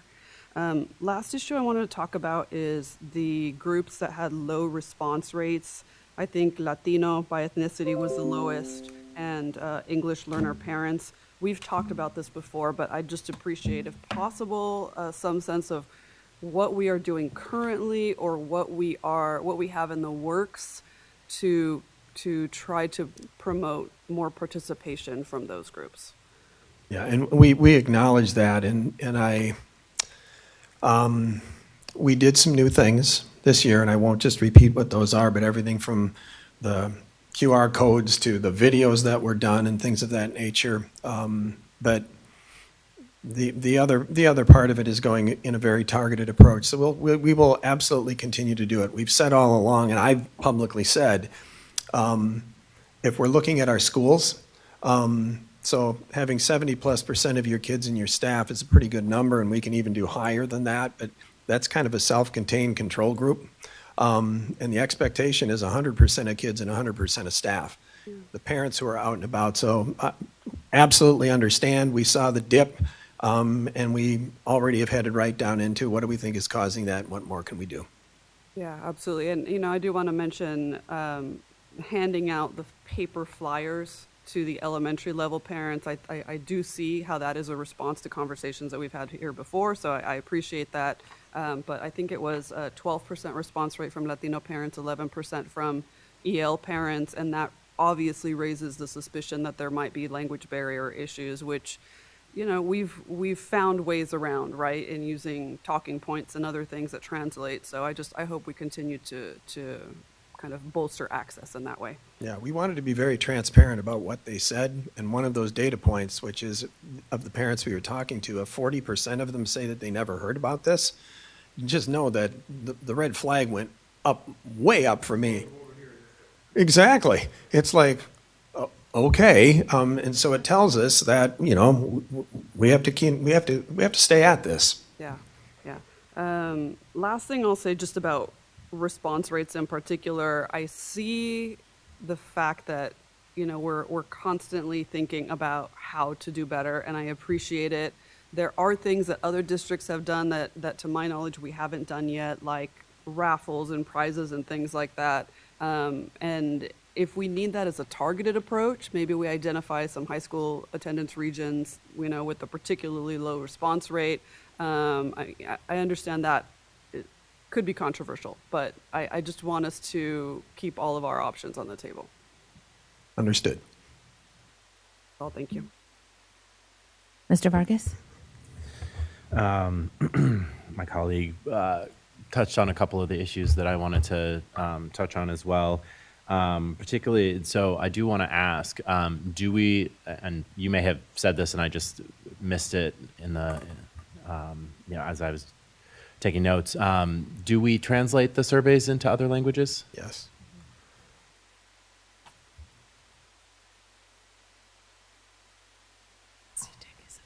Yes, we translated the student and parent perspective surveys into our top 3 languages. So that would be Spanish, Vietnamese, and Cantonese. Okay. And so for the Latino response rate, which is really dramatically low at 12%, is there any thought on why that rate is so low? Well, that's what we're looking into. Exactly that. And so I can't give a specific response in terms of, yeah, this is what we found out. This is the work that we do. The data is now available to us, and now we spend the next several months in terms of, so what are we going to do to change those things and ultimately to find out why. Oh, please, Lisa. Can you hear me? Okay. One of the things that we tried for the first time ever was sending it out to our family affinity groups, which one of them is a Latino family affinity group. The families there told us that they just didn't understand, why are they filling this out? So we are going to work next year on making sure those groups really understand the importance of that. We have a Cantonese family affinity group. We have a Latino family affinity group. We have Families of Black Students United. So we'll continue that work and then make sure that they understand, and then they tell their community to help us fill it out. And I do really want to point, and this is not a statement of an excuse, because we've worked hard going all the way back to initially having about 1,000 respondents to a much larger number, but we have more work to do. The Prop 28 survey that we put out, again, not blaming the need for that, we'll see next year if we see some things as a result of it, because I could absolutely see where parents are seeing it and thought, I just did this, because it was kind of asking, so what do you need? One was specific to VAPA and things of this nature, but it was a necessary thing we had to do, but it's not something that we'll be doing when we're looking at this one somewhat being a standalone survey at the time. So again, not making excuses. The goal of consolidating them was to make it the focus, but then the timing of 28 legislatively, when we needed to get that other information out, caused a little bit of a potential distraction this time. So we'll see what it looks like. Next spring, it should be the survey. That was the whole concept. Madam Chair, may I ask a follow-up? So I understand the survey itself is available in multiple languages. I think I wasn't clear. I was really asking about the materials, like say that one pager with the QR code that's going to elementary schools. Is that going out in multiple languages as well? I'm seeing heads nod in the affirmative. That is where I wonder, in the outreach, in the text messages and the emails, all of that, to make sure we're doing that in the right languages in the right community. So. Yeah, anything that we put out is, Dr. Lilly is always part of that process. Literally, I was talking to her yesterday and she was providing some clarification. So again, not saying that we're perfect, but in terms of meeting state requirements, one of the challenges that we ultimately have, you heard Jeremy mention our top 3 languages. We have over 100 languages spoken in our district. And so we're always looking at how best we can provide that information so that it's accessible to our community. And then on slide 21, going back to that 40% who didn't know about the survey at all, did you all dig down on that at all? Because I know that you dug down on some of the other numbers, the 28 and the 32. Did you chat with them about, okay, what was it? Like, is there something that they don't have access to that may account for that 40%? Caitlin or Jeremy, any perspective on that? Yeah, we didn't actually do the survey. It was the Sac State folks, so I don't know that there was a follow-up question to that particular one. So is the question why the 40% didn't know about the survey? Yeah. Any thoughts on that? Because, I mean, maybe there's, it comes in multiple forms, but, is it they don't check their email? Is it they don't have access to regular internet? I don't believe there was any sort of probing that was made available in the report to us. But in terms of why, because it's surprising to us. So that's Mr. Vargas, we need to continue to go. So we need to continue to expand in our methodologies in terms of making sure that folks are aware, exactly to Lisa's point. Why do I need to do it? But this would indicate that they didn't know about it at all.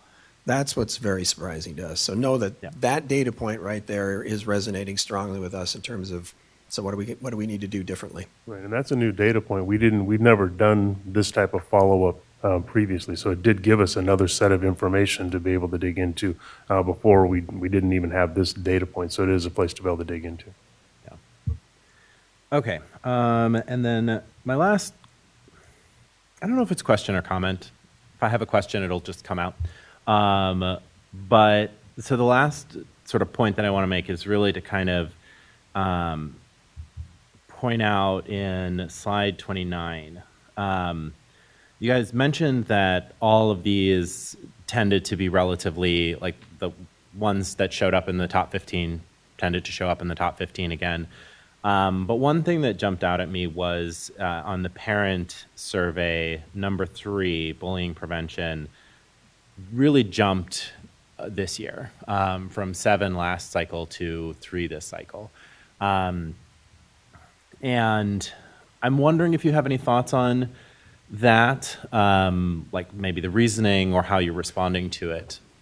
One of the things that we'll look at, and that's the benefit of having the single survey, is we'll take a look at climate survey and what kids are telling us about the experience in the school, because that'll be very helpful. This is, what do you think? What's important in schools? That actually will help us inform that. And that information is. Have we put out the climate survey or the climate information related to the prospective surveys yet? And so, in short, Mr. Vargas, we'll look at additional information in terms of what may be causing that. To Mark's question, we've made the majority of the constructs we measure under the parent, student, and staff perspective surveys. We've made that available to principals already. And we're going to be feeding out more information from various areas of those surveys to the board in October. And just the point I want to make on this is that in all 3, and in the parents, it jumped up pretty dramatically, but in all 3, it's really close to being in that problem area. High importance, low satisfaction. I think on the student side, it's just slightly above the satisfaction threshold. And on the staff side, it's just slightly on the side of the importance threshold. And it just seems like one of those things that, it's hard to get your arms around. It's hard for all of us to get our arms around, as a just general issue. It's easy to kind of focus in on these other discrete issues that we have a lot more control over, facilities, things like that, but it is still one of those issues that remains out there, not just for parents and students and staff, but for all of us. And with school districts being in the limelight, everywhere, with these issues cropping up everywhere, it just does seem to be one of those things that, remain something that we need to focus on. And, and those of us in this room are not always the best at modeling, the behavior we want to see, from students and, and so I think it's important to kind of elevate that and highlight that, not just as something that we should focus on, but also as something that we should model.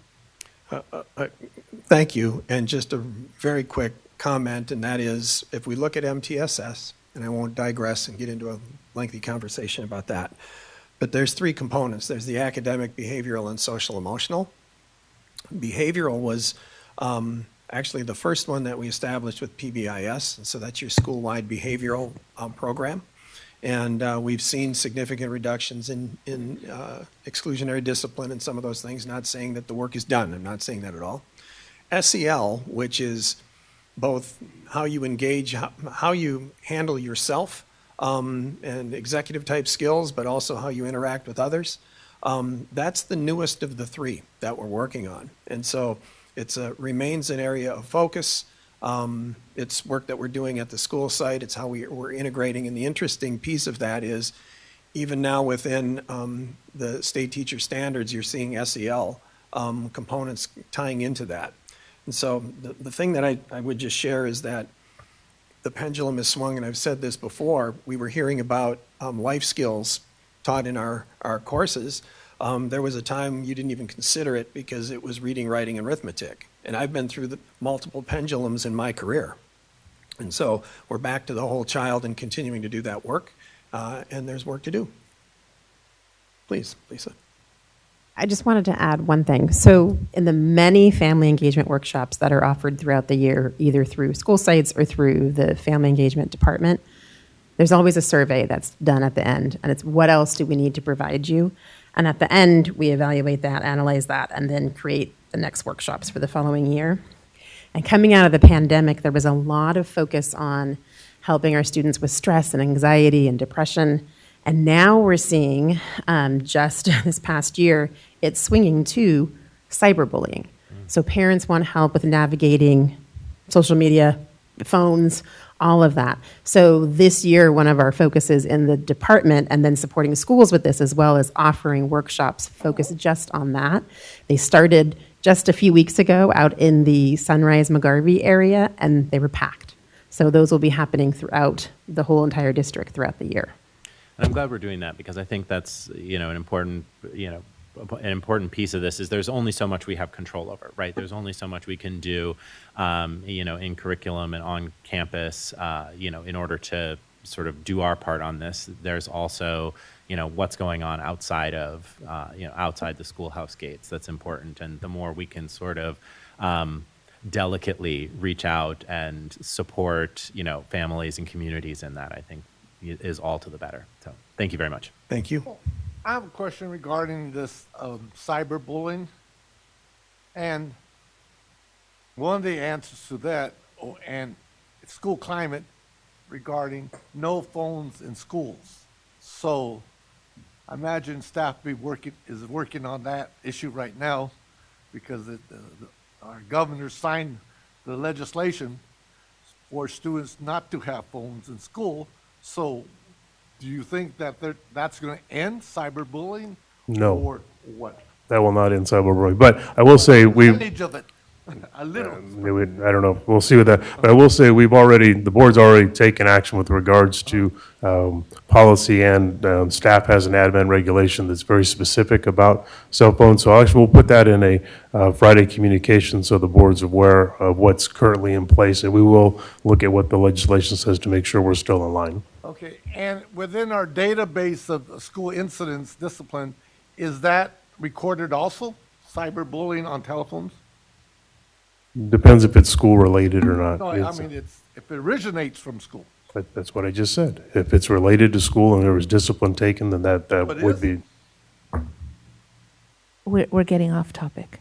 No, it isn't. Yes, it is. In the report. He just answered your question. I answered it twice. Yes, it is. Say yes. I said if it's related and happened at school, then it would be recorded if discipline was taken. Ms. Albiani. Thank you.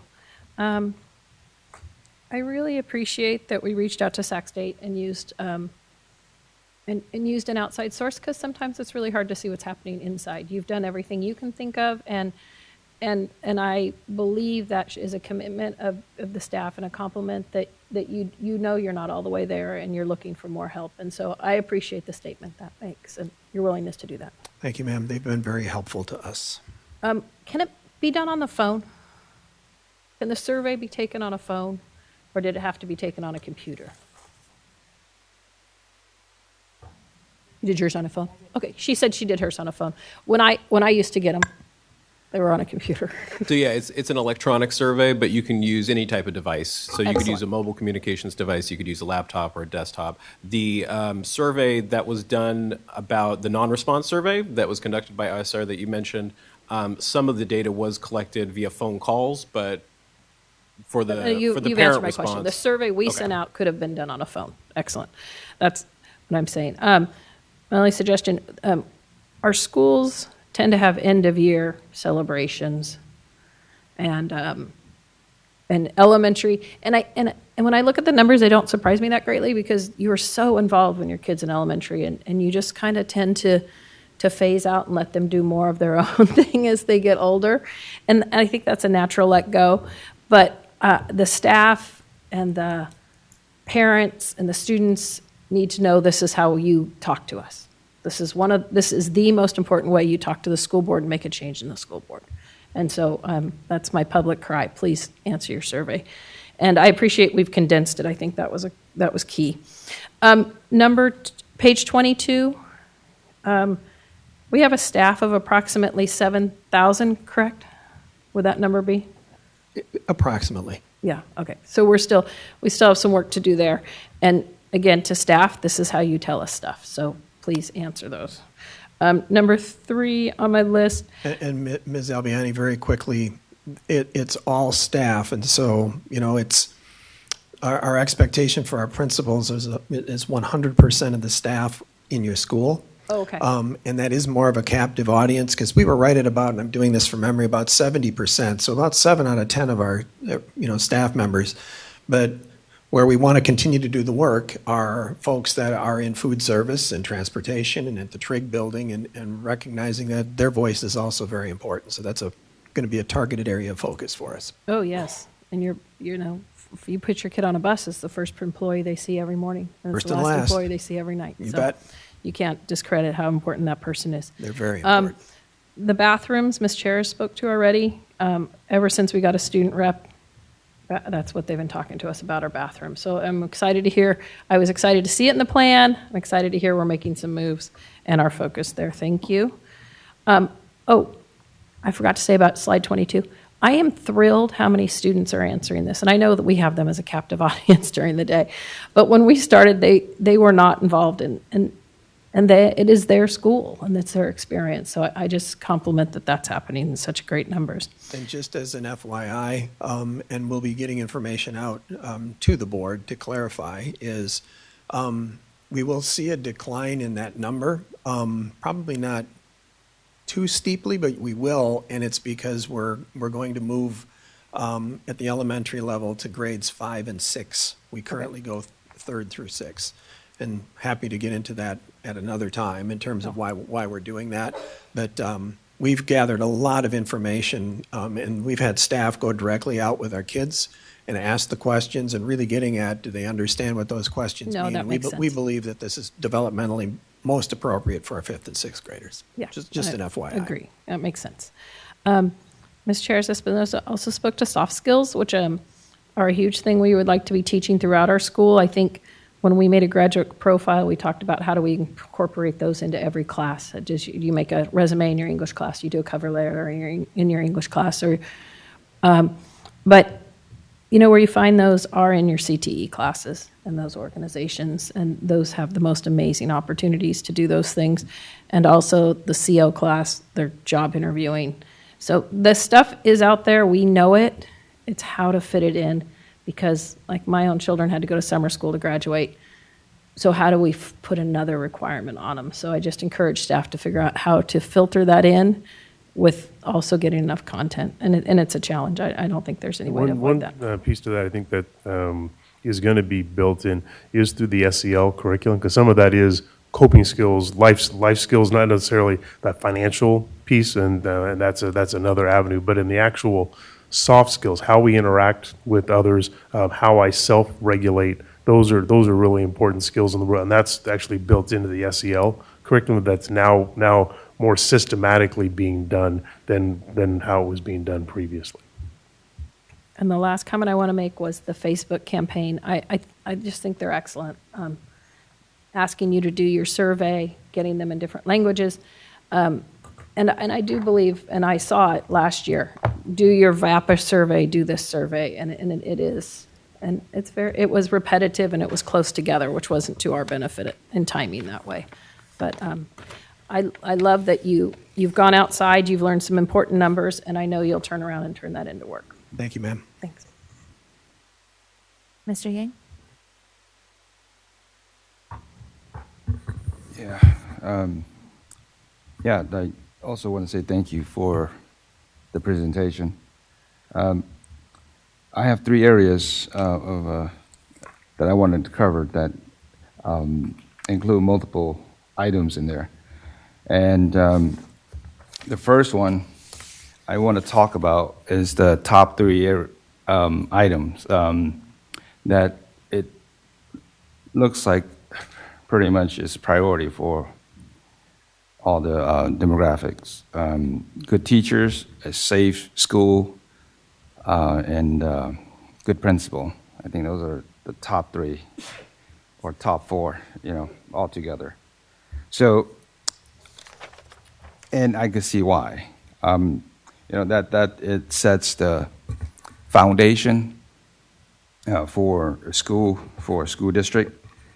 And when I look at that, I think that it all has details involved in terms of skill sets, the way each individual does things, and it's a formula that really equal to a cultural standard. And I think that the cultural standard, I think, is very important of what that looks like, how the student perceives, how the teacher perceives, how they receive it. And I think that's important. And I think that that itself, the fact that we have 7 areas, different, I would say, income household across the board, some pretty similar. Maybe area 1 and 3 a little bit on the low end, but that still, I think we could make some adjustment or improvement that really across the board, across all areas, have a somewhat just cultural standard evenly, So I think that that's important, and what that may entail, from one school to another, it may be different. But I like for us to look in that perspective. If you guys already have, that's great. It will be a reminder here. So when we look through that lens of making it kind of like a cultural standard, I think that's important, and I think that we need to continue to advocate that particular area, so that folks know that, hey, and then that is again across the board, principals, staff, teachers, all the way to students, right, and the parents as well. And I think when you have that constant reminder and communication and expectation, I think you will get closer to your cultural standard. So I want to touch on that there. And there's a lot of work in there, and I think that that is something that we have to work all together, off-site. Here in the boardroom is more of touching up on it, but the real work gets done off the boardroom, and there's a lot of work on that. So that's the first area I want to touch on it. The second area I want to touch on, it's some of my colleagues already touched on, but to me it's very important that really focus on the students and equip them to be their best behavior to learn and to advance. So that would be mental health, nutrition, bullying prevention, and life skill courses. So let's touch on mental health. So mental health is big, right? Mental health, I mean, some of you already touched on it. I think that really started with that, and because mentally, if you're not in the right place, for anyone, students or anybody else, but you just won't absorb the information that is being taught to you. And then you obviously you won't be able to obtain because you're not absorbing it. So I think that we need to continue to provide care, provide support to get kids in a better mental health stage, especially kids who are in an area of disadvantage, maybe for standard, kids are failing their classes, right? And that could be, homelessness students, single parents, English learner, across the board, right? I think that we have to pay close attention to it and to the detail that I think we have to have a process. For example, if a kid gets a D or F, that should be a red flag, and that should be, I'm giving an example, right? That should be sent to, an email should be sent to the principal, which is the person that overseeing that campus, and so forth. And I think that has to be that sort of urgency. So So mental health is very important, and so continue to do what you guys do, but make sure the process gets a little tighter, get a little bit more effective, to really deep dive on the kids that really need help so that they could be in that stage of being an effective learner. So, good meal, I think, is very important. I think that, we have come a long way. When I was here, I think we didn't have a free meal, or perhaps before I came on the board, my kids are already attending Elk Grove Unified School District, and we didn't have free meal. So, yeah, right, universal free meal. So gradually, today, we do have free meal across the board, right? And I think that is a excellent work within our school district, and for folks who help us out as far as finance and resources to make that happen. So I'm very grateful along with you all. I think it's great. However, I think some of the folks already mentioned it. I think once we already moved up on the very important steps, being able to provide food for all kids across the board. Now is to the next step where we have to deep dive and maybe get some outside inputs or experts to help on what type of food we serve so that will help our kids, help their body, help their mental stage to be in a better place to learn. And I think that there is, an area for growth there for sure. And then bullying prevention. I think bullying prevention, it's a big one. I think that kind of go with mental health. Sometimes it's interconnected, I should say. And I myself been there, as an English learner, as a refugee. It just interconnected. And for me, I think that we should, continue to, build dialogue, continue to provide health the way we are. And what I'm very grateful and happy to see is our equity program that have grown from 1 employee to over 20. I spoke to Ms. Slaster, and I was very pleased with that. So for me, I think maybe just be more intentional as far as when we speak to the kids that have been experienced with bullying, and be more of a, I guess, dissecting, in details, and really try to help them out any way that we can, and more importantly, make them feel safe, make them know that we got their backs. I think that's very key, and communicate with their parents and build that team. So look for areas of improvement. I think that's very important there. Now, last thing here on this area, it's life skill courses. Nancy touched on it, and I, for one, very passionate about this area, because I think that at the end of the day, it's about life skill sets that you practice, and that makes who you are. And the area that I like to expand on that is, for me personally, it's those are leadership skills, public speaking, financial literacy, cross-cultural, civic engagement, and public affair.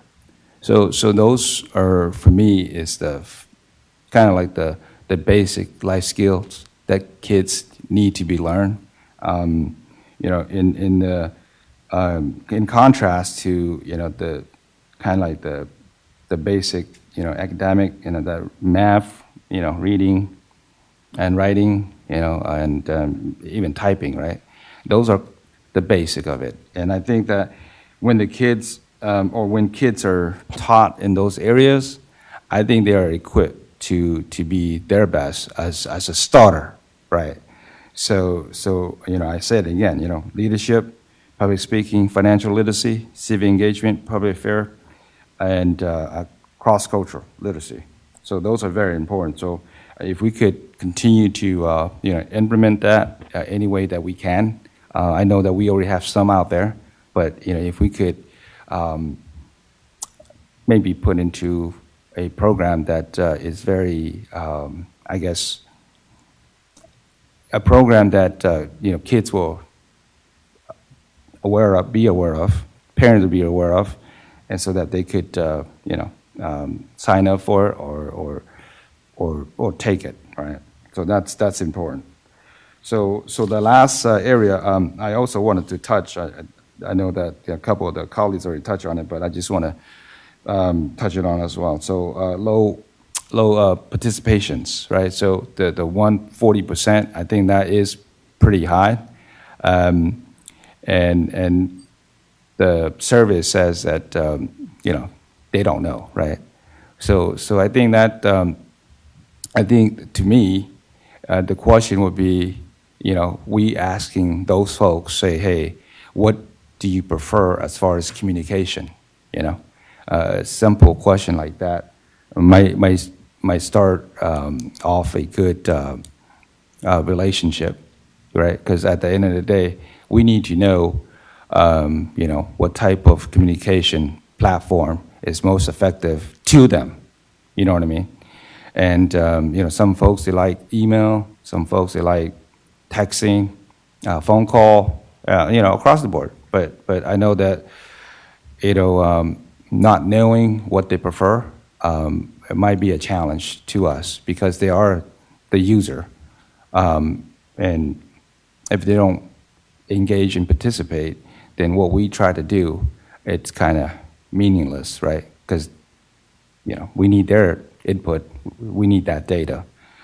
So having said that, I love the overall efforts that we are doing here. Continue to be very inclusive, and continue to get data to really provide a sense of direction where we're going, so that we could provide better solution to our school district, our kids and staff across the board. And at the end of the day, for me, it comes down to cultural standard, And then, I'm really pleased to see that little charge ranking that I saw the other day. I think public school, we are ranked, if I remember correctly, it was A minus. Was really at the top too. So I was very pleased with the amount of students that we have, being the largest school district in Northern California. I think that is something to be proud of, So I'm proud, and I know we got more to do, but the effort and the staff that we have, the board members that we have, I think that we are striving to be better, and we are heading the right direction. And all the critique that we continue to get from our constituents, I think that it's a blessing, really, for me. If we don't hear from them, it's hard for us to continue to improve and strive to be better school districts. So thank you. Thank you, sir. Mr. Chairman, Yes. I have one last question. It's regarding counselors, from the students, parents, and staff. From the students, number 9, it has counselors to guide preparation for college and careers. And then there are 14 counselors to provide advice and personal support, right? So that's number 11. And then on the next parent report, we have counselors to guide preparation for college and careers. That's number 13 in their ranking this year. But then by staff, they suggest number 8, counselors to provide advice and personal support, and that was number 9 to 22, 23. Now 23, 24, it's number 8.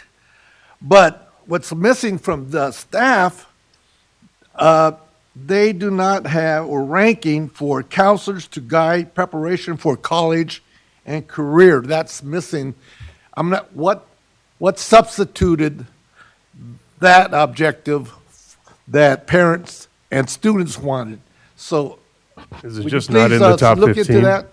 It's an item for the parents, but it's not in the top 15. We only included things that came in the top 15. No, that's what staff. So staff, they wanted, they requested counselors provide advice and personal support. I heard the question, if you listen to the answer. Right. So there's more than 15 items for students, for parents, and for staff. Right. And so for the group that you're speaking to, that topic wasn't of one of their top 15. It's lower on the list. Okay, why I'm concerned about this issue because there's an article regarding that It's their number of perspective. students who are applying for junior college and junior college financial aid FAFSA, that those numbers applying for financial aid are going down. It's a major issue we get into junior Only- college, community college. So what I'm saying is, now, are we as board members going to, since students and parents are requesting this, there's two groups versus the staff, those two groups, are they be weighed more to pursue that objective? That would be up How to we would individual do- board how- members. what? That would be up to individual board members, but that's what will bring Okay. all of the information and why there's not going to be A plus B equals C response, because things that are of more importance that you're going to weigh more than another board member will weigh. And in the end, all of that conversation happens and we have to come to one conclusion as a full board. But absolutely, staff have a different perspective than students. Right. Students have a different perspective and staff, and that's why we wanted to get the perspective of all of them, because we want to consider all of them when we make final decisions. So, do you know what, since that was out, what did staff include?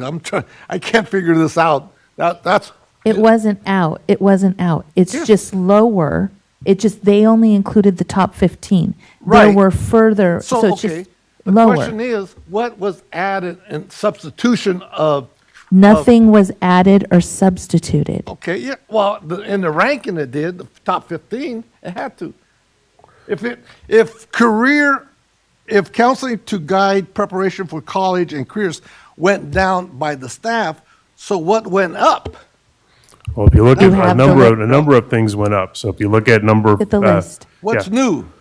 So if you look at the very last one, number 15. Right. Challenging, interesting courses. Right. In 22-23, that was Okay, number okay. Very 16.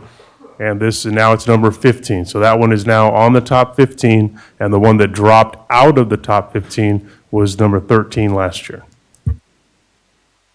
You're right. Thank you. Okay. Thank you.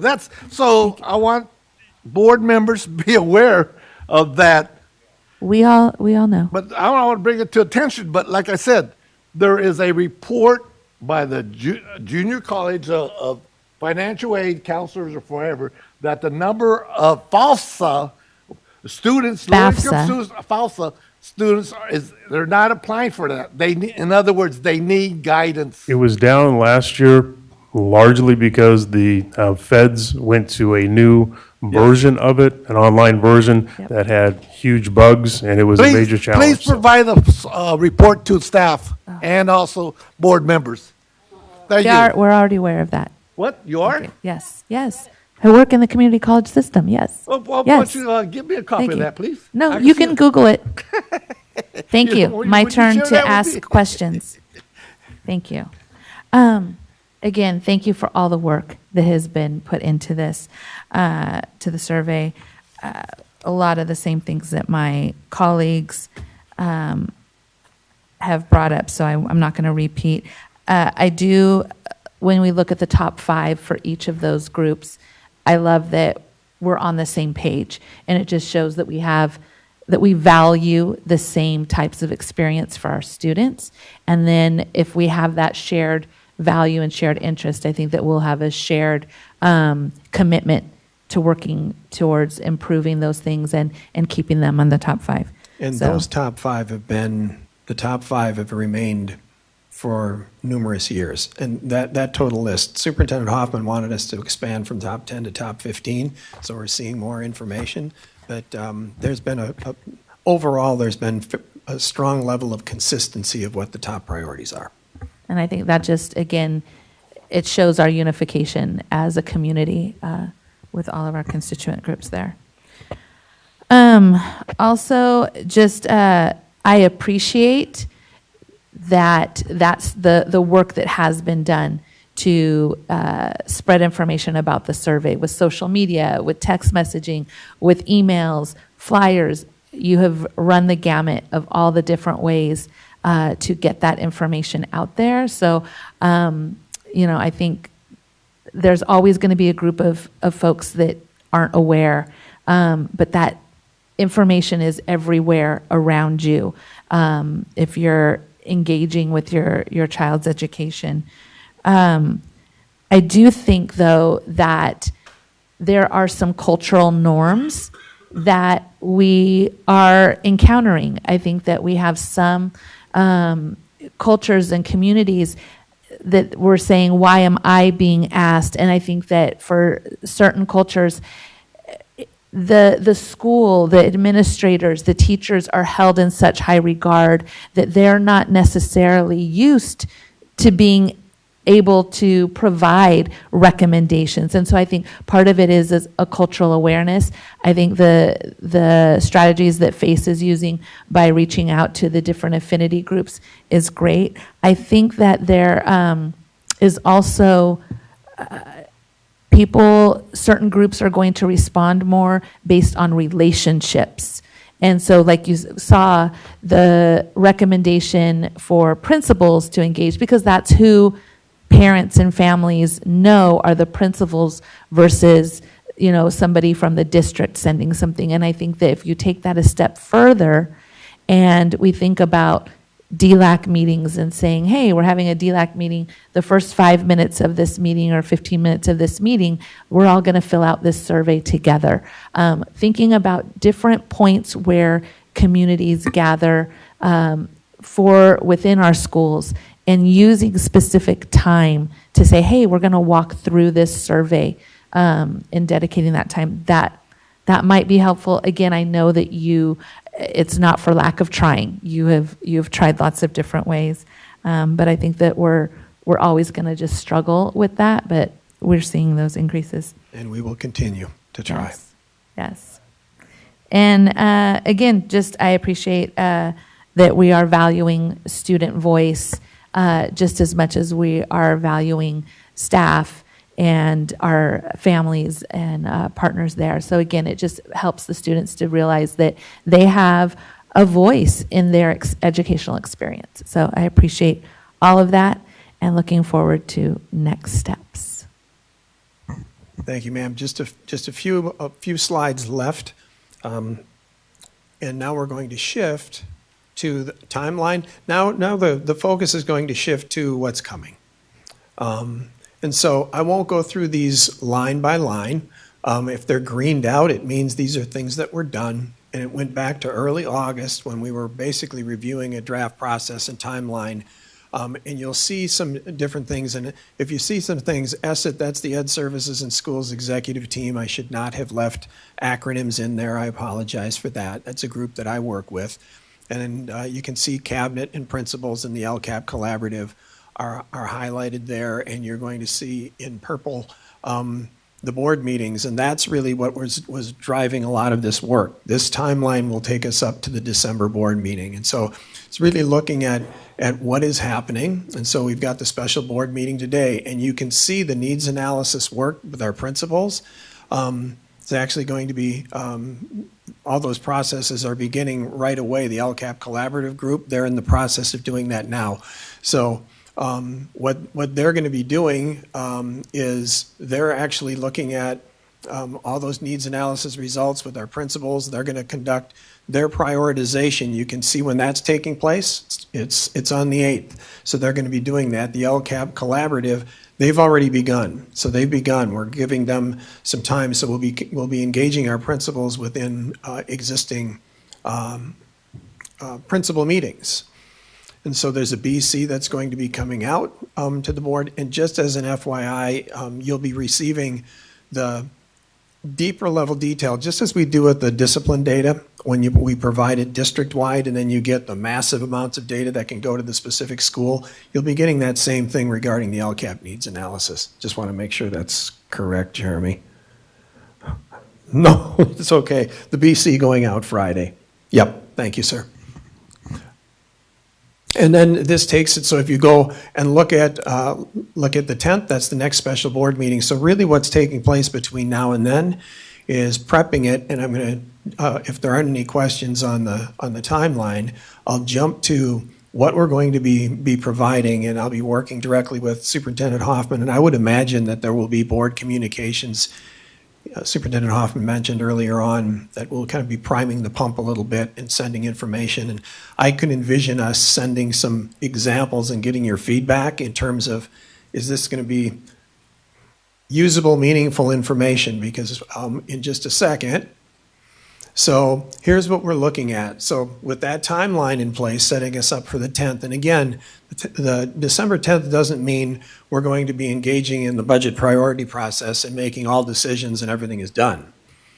That's not what's going to happen at all. What we're going to be starting to do is bringing the dump truck in and emptying it out with a lot of information. And that's why I'll be having a number of meetings with Superintendent Hoffman, and we'll be bringing that to Cabinet and a number of folks in terms of how do we do this. And I'm not saying we haven't been giving it thought already. In fact, you're going to see it. But how do we do it in a way that's everyone, including board members, can comfortably chew and swallow what's coming? And so that's what we'll be doing. But we'll be looking at the standardized information is FTE and cost, outputs, and by outputs, it's actions and services. It's what they do. It's principal need and impact in the LCAP collaborative. And then we're looking at program alignment. So one of the things that we would look at is if academic intervention teachers, what sort of programs are they supporting? So obviously with our teaching and learning work, a number of those things. So this is what we're trying to package up so that we would be able to say, I use academic intervention teachers as an example because I'm looking at things always alphabetically and they're way up at the top. But these are the types of things that we're looking to standardize, and we would be doing that with 35 different positions, okay? And then this is how we potentially are going to try and capture that, because ideally, right, we don't want to literally have 1,005 pages worth of data that we're all sifting through, even though we will have lots and lots of detail behind the scene. This may be something. So this is just kind of giving you a preview that if you imagine academic intervention teachers there, and are they attached to a specific department, and are they exclusive to elementary or secondary, or are they across the district? There you can see that there'd be FTE and the cost. Here's a list of the outputs, all the things that they do. You could see the programs that they're supporting, and then you could see that the principal and the rankings that we would get from the LCAP collaborative and our principals, and possibly a combined analysis of that, trying to capture that so you could see, and this is literally a first draft. This is Jeremy and I having a meeting and sitting down with Chris for a short period of time and saying, this is kind of our thinking at this time. And I could envision, and I'm over my skis right now, so I'd never like to promise something that we're not going to do, but I could envision us running a few of those positions through this, and actually, well, we will be doing that and then meeting with Chris, but also then potentially sharing those with the board to get your feedback on it in terms of what would be coming. But this is the approach we'll be taking to ultimately begin to have conversations about all of those various positions. Yeah, if you remember during the, I don't like to say the P word, but the pandemic, we talked a lot about building the plane as we were flying it, because that was just the reality of where we were. And with this particular situation, there's some things that are pretty rock solid in how you evaluate and using our tried and true methods. But trying to do what we're doing, we are building it while we're flying it. And so we keep trying to make, as we make adjustments, we want to make sure the board's comfortable with those. And in the end, we need to bring you something first the cabinet can use to come to come to recommendations, and ultimately the board can use in making decisions. And that's what we're struggling with, to make sure we can bring you and our community information in a way that's usable. And the last thing that I would just mention is I was at a meeting just last Thursday with SCOE, and they started last year to bring, for lack of a better term, it's people sort of close to a superintendent's position. But because Chris meets with all the superintendents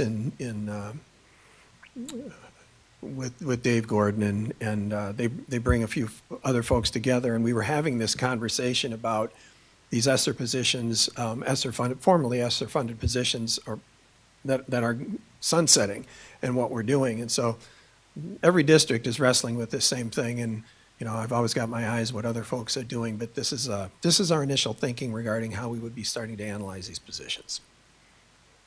And that's it. Thank you very much. Appreciate the presentation.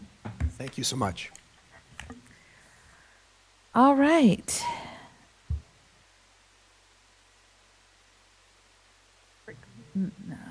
No, because that's an hour. Yeah. So we're going to go ahead and move to the next item on the agenda is the consent agenda.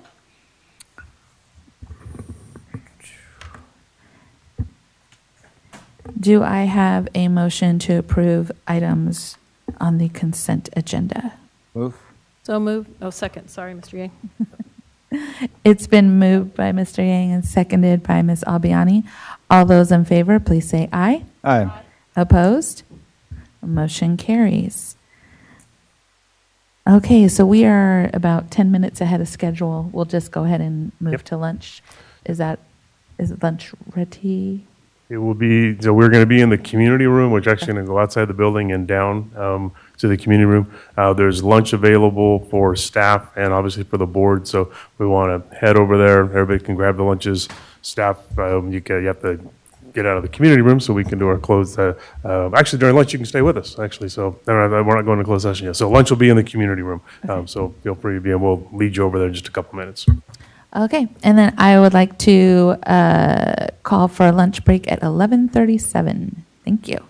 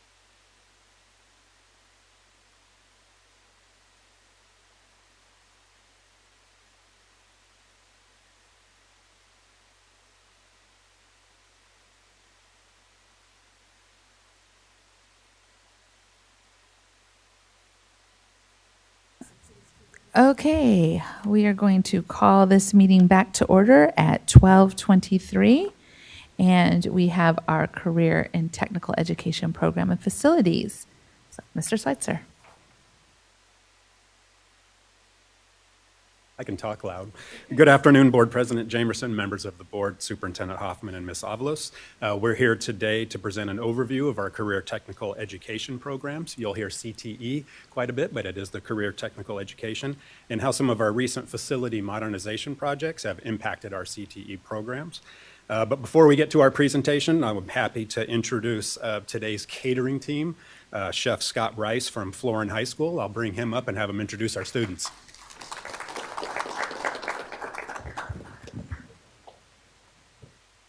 I have no idea what they're going to tell you in their presentation, but my building is one of the new buildings. So thank you. About 7 years ago, we wrote the Prop 51 grant. If you haven't been to Florin, come visit our program. It's a game changer. We went from home economics, electric stoves, to a full-on commercial kitchen, and we have around 260 students taking culinary classes now. I brought 3 of my seniors with me, so we're a 3-year sequence. So these are 3 seniors from our capstone class, and I'm going to have them introduce themselves and share with you something that they've learned in the 3 years that we've been together doing culinary. My name is Sean Shaw, and I'm a senior in Florin High School, and I really like culinary, but the one thing that I really taught from Chef Scott was that, like, how to deal with bacteria and how it affects our food and how it causes outbreaks. So I think it really matters in our food and how people eat it. And I'm really thankful that he taught me that. My name is Jeff Derlene, and I'm a senior in high school. And one thing I've learned in culinary is how to bake a lot of stuff and how to, like, properly clean the kitchen. And that makes me, like, every time I bake in there, it inspires me to cook outside of school, and I usually, like, try to buy my own stuff and make my own, like, cooking. Hi, my name is Zaihana. I'm senior. I find joy in culinary. I want to learn more, like, how to cook outside the school and make food for my family.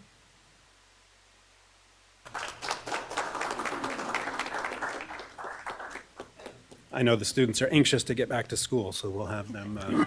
Had we had more time, we could have actually cooked an entire meal. But the Thank box you lunch again was for amazing. lunch, too. Thank you. We will. Yeah, we've had our culinary programs cater a few meetings, and they are phenomenal. So take them up on the offer. Next slide. So today we'll have Sue Hubbard here from College and Career Connections presenting an overview of the career technical education programs. She has a lot of student data that can provide information about how students are doing in the programs.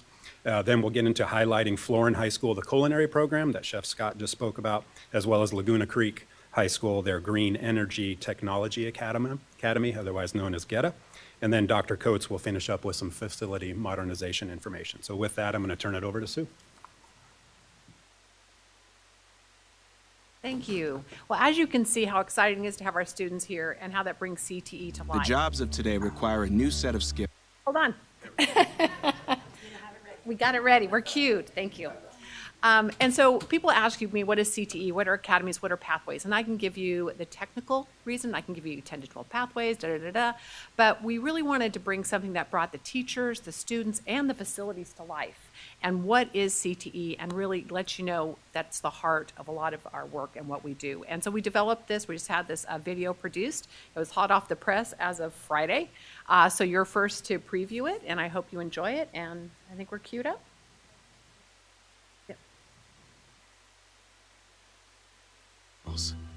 Employers want people who can communicate, collaborate, and think critically. But what's equally important is being able to apply practical skills and experience to the workplace. Our students, too, want to feel confident that the classes they're taking now have purpose and will prepare them for both college and career options after high school. At Elk Grove Unified School District, we're meeting these demands because we know that high school education can't stand still.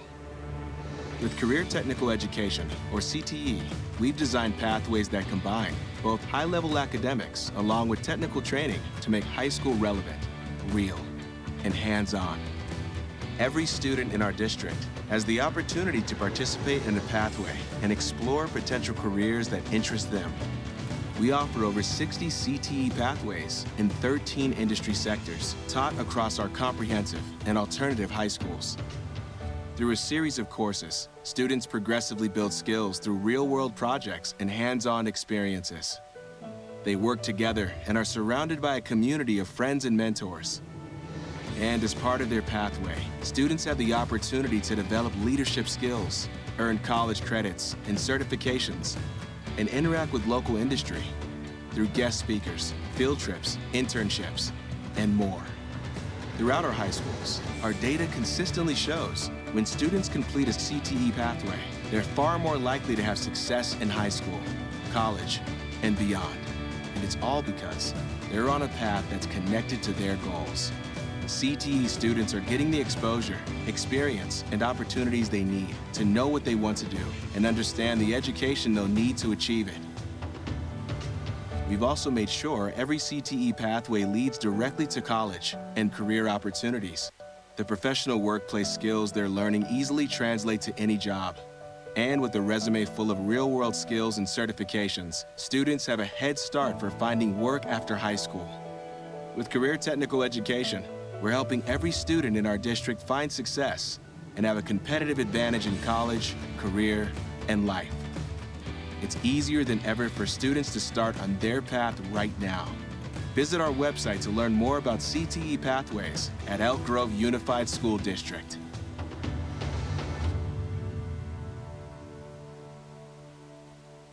Okay.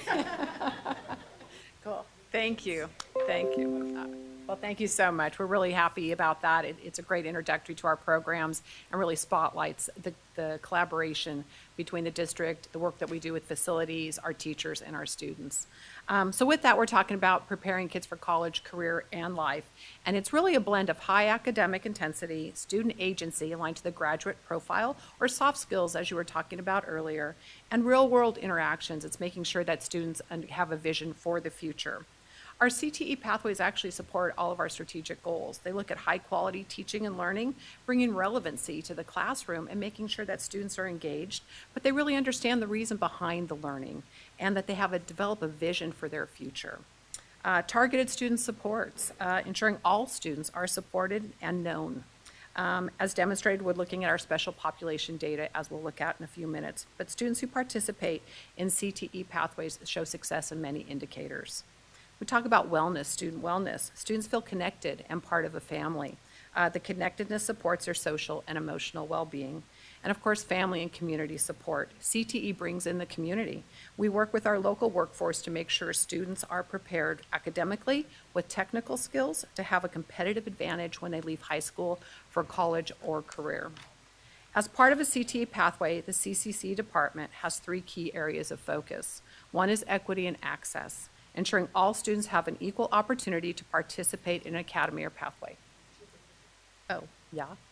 I always forget this part. I get so excited. There we go. Thank you. The CCC department has worked to develop systems and processes to ensure all students have access. Recruitment. Academies and pathways right now are 10 through 12. We do have some start in 9th grade with our ag science pathway. The 9th grade year is really an opportunity for students to get familiar with high school, because when you're leaving 8th grade coming to 9th grade, what are you really concerned about? Are you going to have lunch with your friends? Are you going to get, in trouble, or what's going to happen, right? You're really more about how you're going to acclimate. So we give students a chance in 9th grade to get into high school, learn how to navigate, find their friends, and then look at the programs and the systems that are there that they could then join if they were interested in doing an academy or pathway. We want kids to have time for career exploration. We allow for CTE family nights, and also we want to make sure there's site tours, because until kids get behind those doors to some of our facilities, which you'll see even more of in the next videos, they don't know what's really out there or what's available to them. We have started a universal sign-up process that would eliminate all institutional barriers. What we were finding is a lot of our students who were signing up for our academy and pathways were our Asian population with a high GPA, and we wanted to make sure that we had equity and access for all students. So we started to develop a process where we took away grade point averages, writing a dissertation or a paragraph on why you wanted to be in academy or pathway, and we simplified it to where students could just rank 1, 2, or 3 what they were interested in, and then we would actually take that information and put kids in the pathways that they selected. If for some reason a pathway was overpopulated or more kids wanted than could get it, then we would make sure they got their second choice. So they didn't fall through the cracks. We still were able to get them involved in an academy or pathway. We actually then analyze the data. And what's important about that is we have to know where we're at. And are we meeting parity? And are we making sure that we're accommodating or meeting the needs of all of our students? And by doing this, we're able to look at our non-traditional, our special ed, our students of color, and making sure that they have opportunities and they're part of our pathways. And if they're not, then we look at how we can market and how we can do the outreach and how we might be able to increase their access moving forward. Retention is also important. This new process has helped us with retention, as you will see with our LCAP percentage for completers. And when the recruitment and sign-up process is used, students and family are making an educated decision and the students for the student's future in their pathway. Future success is the third area, and it's really about college and career readiness, which includes email etiquette, resumes, interview skills, and professionalism. How are students who are going to be working with our industry partners able to navigate and make sure that they have the skills they need to be successful in the workplace, as well as exposure and opportunities to college courses. So while in high school, either through articulation or in dual enrollment, studies have shown that students who earn college credits while in high school are more likely to attend college. And so we're always trying to make sure that our students have at least 2 or 3 opportunities to earn either college credit through articulation, and now we're actually venturing into dual enrollment, which is really exciting. So the current landscape right now is we have 65 CTE pathways representing over 13 industry sectors and includes 16 California Partnership Academies and 5 satellite programs. And all of our 9 comprehensive high schools have these and 3 alternatives as well. So let's look at some of the data. Looking at our data, what you see here is Red will have the final report, but we did some preliminary data for you for today.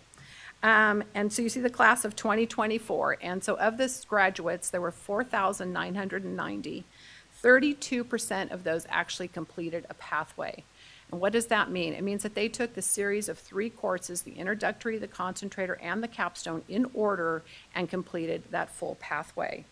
That would be similar to like taking Spanish 1, 2, 3. So everything builds upon each other and they take them in order. This 32% is from the whole population. So kids who may never have even taken a CTE course is included as part of that, the whole. And as you can see, students who complete the pathway have a higher attendance rate, GPA, A through G completion. They score better on the CASP test, and you'll also see the percentage of students that are actually prepared under CCI, the College and Career Indicator on our dashboard. You'll also see, if you break it out by special populations, our African American, American Indian, Asian, Hispanic, white, 2 or more, that are the populations that are participating and completing a pathway are actually scoring higher in those areas as well. The lower box on here talks about the LCAP completer data, as well as the percentage of students who started a pathway, the introductory, and then finished the capstone, which is at 65% as a whole for the district. We've also been steadily increasing our LCAP completer rate. In 2021, we had a 22% completer rate, and now in 2024, we're at 32%. So we have steadily been increasing our completer rate by 3 to 4 percentage points every single year. So what are some program spotlights? We have early college credit, internships, and of course, we've been expanding. The opportunity to earn early college credit has been in partnership with Elk Grove and CRC for the most part, and are partnering to increase dual enrollment through the CCAP MOU. This is a game changer as it targets underserved students and gives them the opportunity to take college courses during the school day while on campus. Last year, we piloted 1 class, and this spring, we're hoping to offer over 17 dual enrollment courses. This dual enrollment courses are college courses taught by adjunct faculty on our campus and give our students an official college transcript. Internships. This is a culminating experience for students in academies and pathways, and we're constantly looking for partners and opportunities to experience in the workplace. We're also looking for increased opportunity and expansion. CTE is preparing the future workforce, and we need to make sure that we are aligned to high-wage, high-demand jobs in our region. This is why equity, access, and awareness to our programs is so important. Students and industry are partnering to give our students a competitive advantage. In fact, this Thursday evening, the our department is hosting a district-wide advisory for our pathway leads. We have over 10 industry sectors represented. 44 industry business partners are attending, with the focus on aligning skill attainment and industry skills to classroom skills, bridging the gap to future success. Expansion also includes a look at labor market indicators and developing pathways that support growth, but also the focus on student interest.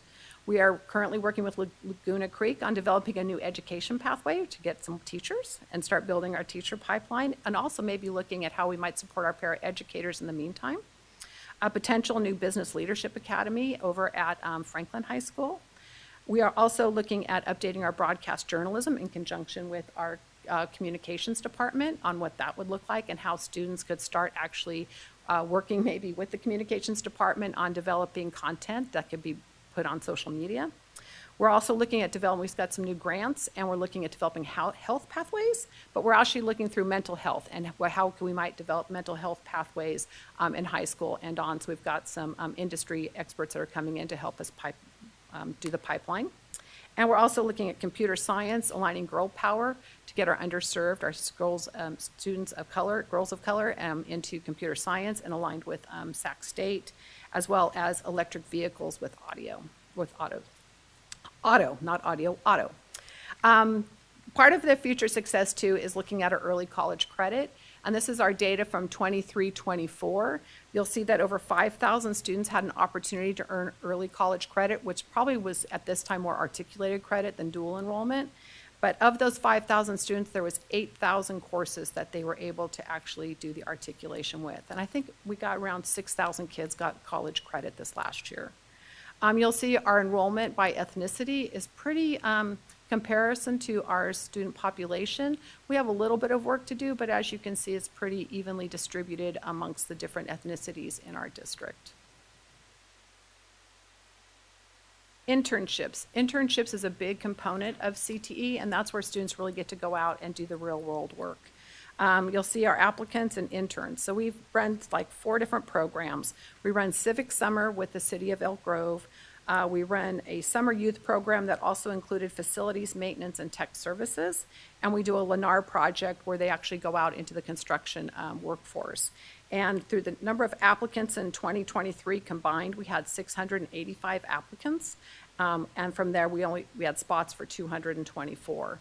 This last year, we had 794 students actually apply for internships, and we only had 120 spots. What happened was, if you'll look at the summer youth in 2023, with ESSER funds, we were able to support 128 kids, but this year we were only able to do 40. But you'll see there's a great interest from our students in participating in these summer internship programs. And with that, we wanted to talk a little bit about facility modernization, and we wanted to show you Laguna Creek. And we'll show the video, and then I'll just talk a little bit about it. Are you good? Oh, can I do it? Sorry. That's it. Thank you.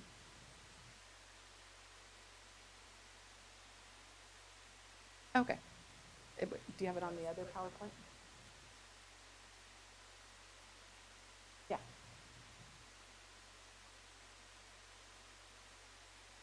Uh, 9.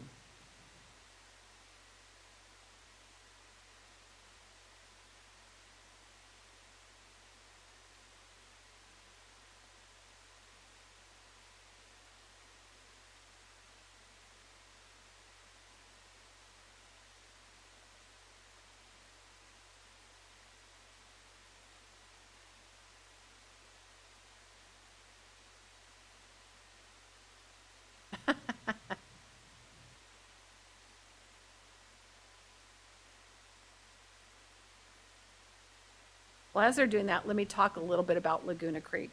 So Laguna Creek has this building called the GETA building, which is the Green Engineering Technology Academy building. And it's almost like a compound. It is like one of the most amazing buildings that we have. And Eric Johnson runs an amazing, amazing program. These facilities have expanded his opportunities for his students to learn and explore. They're doing plastic upcycling. They are doing dedicated welding space, or they have dedicated welding space. They're launching Pico balloons, which has to do with weather and all of that. And they're doing wind turbines, as well as developing solar regatta boats that I think he's even gone to Monte Carlo and done challenge tests there years ago. So it's amazing what his students are doing and what's available to them because of the facilities that are at Laguna Creek. In high school, there's a lot of pressure to feel like you're choosing the right path. And it's not just about having a dream. It's about you feeling confident about your plans for the future. A lot of pressure to feel like you're choosing the right path. And it's not just about having a dream. It's about you feeling confident about your plans for the future. With career technical education pathways at Laguna Creek High School, it's easier than ever to start exploring right now. We've created pathways that let you take more relevant classes, giving you that chance to explore what you're interested in before you commit to a career. You also get to surround yourself in a community of friends and mentors. You'll work together and build skills through real-world projects and hands-on experiences. All of this preparing you to have a competitive advantage in college, career, and life. At Laguna Creek High School, you can choose one of the following pathways. Our Design Institute pathway lets you develop your own portfolio of digital photography and graphic design using creative software like Adobe Photoshop and Illustrator. Our Sports Career Academy prepares you for careers in medicine, physical therapy, and certification, for personal trainers who optimize athletic performance and treat injuries. Our Manufacturing Production Technology Academy offers 2 pathways. In advanced manufacturing, you'll work with high-end equipment and tools to build prototypes, solve engineering problems, and develop physical products.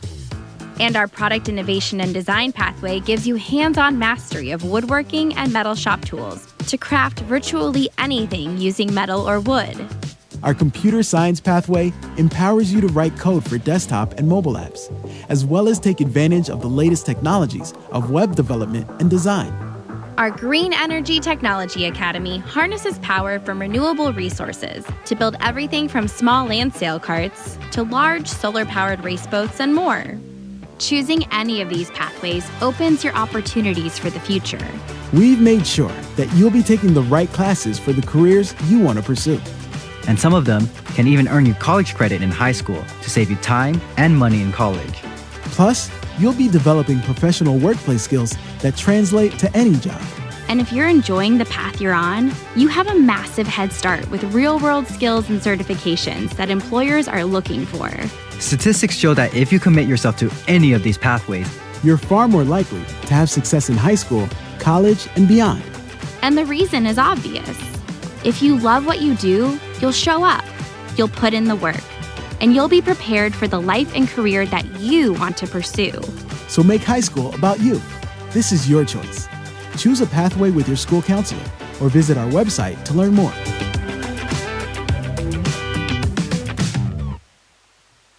So that was just Laguna Creek High School and what opportunities are at that site for their students. And as you'll see, the facilities and the equipment is really aligned to industry and how important it is that we all work together to make sure that they have the space.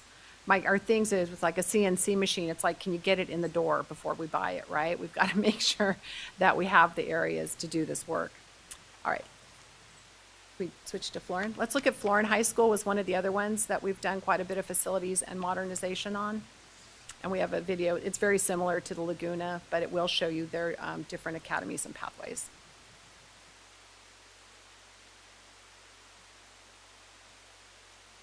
Thank you, guys. Sorry. Thank God we have tech services here.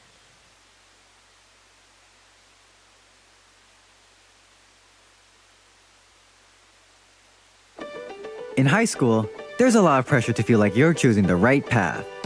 And it's not just about having a dream. It's about you feeling confident about your plans for the future. With career technical education pathways at Florin High School, it's easier than ever to start exploring right now. We've created pathways that let you take more relevant classes, giving you that chance to explore what you're interested in before you commit to a career. you also get to surround yourself in a community of friends and mentors. You'll work together and build skills through real-world projects and hands-on experiences. All of this preparing you to have a competitive advantage in college, career, and life. At Florin High School, you can choose one of the following pathways. Our Agriculture Tech Academy and Ag Pathways teach you animal care, plant science, and hands-on mechanical skills in woodshop and welding. Our Automotive Technology pathway gets you under the hood of cars, repairing engines, inspecting brakes, and more. Our Aerospace Engineering pathway explores science, hands-on with robots, rockets, and drones. Our Audio and Music Production pathway puts you right in the studio to record and produce your own professional tracks. Our Culinary Arts and Hospitality Academy explores all aspects of the hospitality industry, from creating delicious foods to foundational skills in restaurant management and business. And our Law Academy fosters leadership through mock trials, investigation, and mentoring from local legal professionals. Choosing any of these pathways opens your opportunities for the future. We've made sure that you'll be taking the right classes for the careers you want to pursue. And some of them can even earn you college credit in high school to save you time and money in college. Plus, you'll be developing professional workplace skills that translate to any job. And if you're enjoying the path you're on, you have a massive head start with real-world skills and certifications that employers are looking for. Statistics show that if you commit yourself to any of these pathways, you're far more likely to have success in high school, college, and beyond. And the reason is obvious. If you love what you do, you'll show up, you'll put in the work, and you'll be prepared for the life and career that you want to pursue. So make high school about you. This is your choice. Choose a pathway with your school counselor or visit our website to learn more. All right, so do you see a pattern between the two? There's a lot of similar information, but it is specific to each one of the high schools. And every high Calculus is school, hard because it is different. It is hard. It introduces concepts. Their applications are next to impossible. So each one of the high schools has a video that promotes their different academies and pathways, and that's part of the work that we're doing for outreach and also with equity and access. And we do have at Valley and at Florin, we have it translated into Spanish, and we're also looking at doing other translations as well. But you'll see by the data that the students, even at Florin High School or at Laguna Creek High School, those who are participating and completing a pathway are having success in many of the indicators that we've talked about. One of the interesting things is culinary, prior to the new building, and as Chef Scott was talking about, served maybe 169 students in an old home ec room is what it was. And today it's serving over 476 students at Florin High School, 9 through 12. And it just became another California Partnership Academy. And so we're super excited about the work they're doing over there. And as he mentioned, his facilities are really amazing. So what are some next steps and some things that we're working on is we talk about 10 through 12. And so what happens if a student transfers in, or what happens if they missed it and they didn't get into a pathway their 10th grade year? We're really trying to develop out a program, what we call Satellite, CTE. And this is really for rising 12th graders, where they can go into a year-long intensive course and they can learn skills in automotive, welding, culinary, building trades, early childhood education. And actually that's what the education pathway will start with too as next year. And we want to make sure that when they're leaving Elk Grove Unified School District, that each one of our students has as many opportunities as they can to be college, career, and life successful. And as Mr. Hoffman always says, a connected kid is a successful kid. So thank you very much, and I'm turning it over to Kristen. Oh, no, I might have broke it. All right, well, good afternoon. I'm excited to be here. Following Sue and Chef Scott, I think they really said it best. The facilities make the difference. They are supporting roles in the work and the impact to students and schools, and of course, outcomes. Could you manually forward it? I I would be remiss if I did not acknowledge Sue Bell, our Chief Facility Officer, who has snuck in the back, but it has really been the Sue's vision coming to light over the last 8 years. And so all I would really want to share here is this doesn't happen without resources. We don't have unlimited funds for facilities. And so with the culinary program that was highlighted both with breakfast and lunch today, it was a braid of funds, right? Multiple resources coming together. Chef Scott mentioned Proposition 51, a state bond from the past. We have CTIG funds. Those are the Career Technical Education Incentive Grants that are ongoing, but small in comparison to what we can get from a match with a state bond and our local bonds. And of course, Measure M had a major impact on being able to bring these facilities to life. So just some statistics from since 2016, being able to use Proposition 51, the state dollars, and Measure M, our local dollars. The facilities team completed 9 career technical education projects. That was about $16.5 million from the state funds and a match of about the same amount with our local funds. So it's really important with those to understand how we're able to fund those facilities programs. And then we did just over another about $1.6 million with the CTIG funds that were smaller projects, but 17 additional projects to expand facilities work to CTE pathways.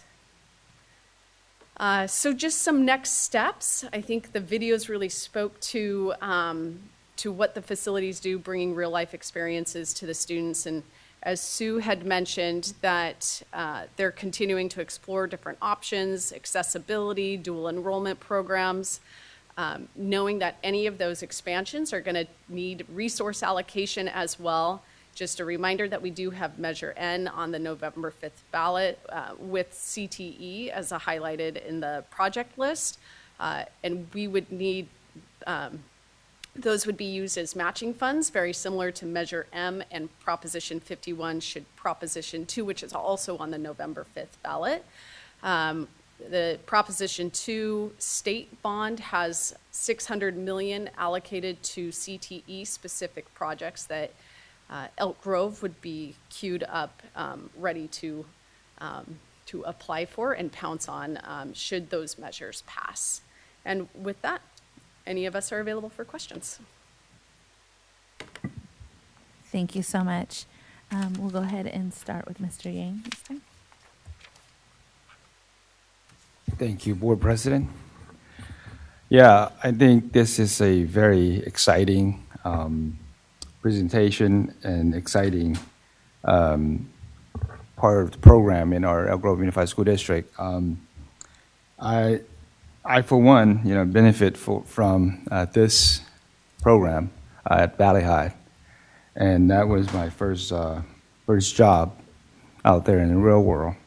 And I remember, wearing a tie, tuck it in, when to work, and that really set a very solid foundation for me as a young teenager.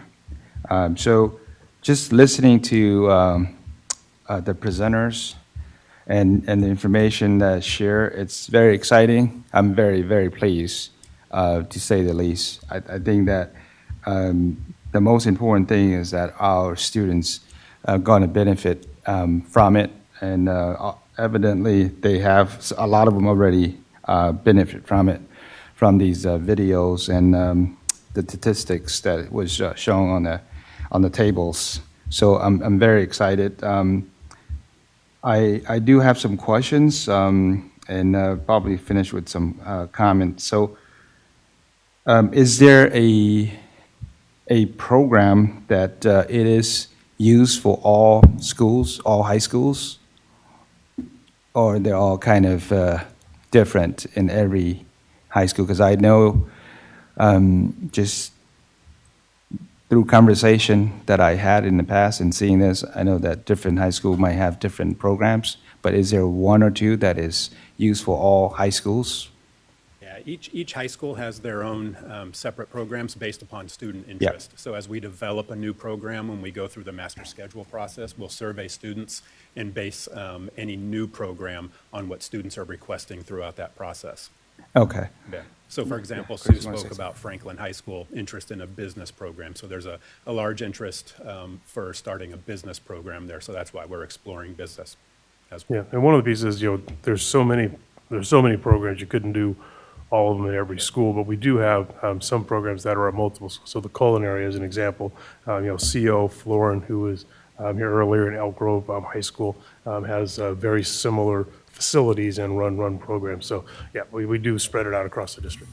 And that's great. I mean, I do agree. It might be too much to take on for every school to have the same program. But the one thing that I think, and I would recommend it, is that I think every campus, as far as high school go, should have a business program.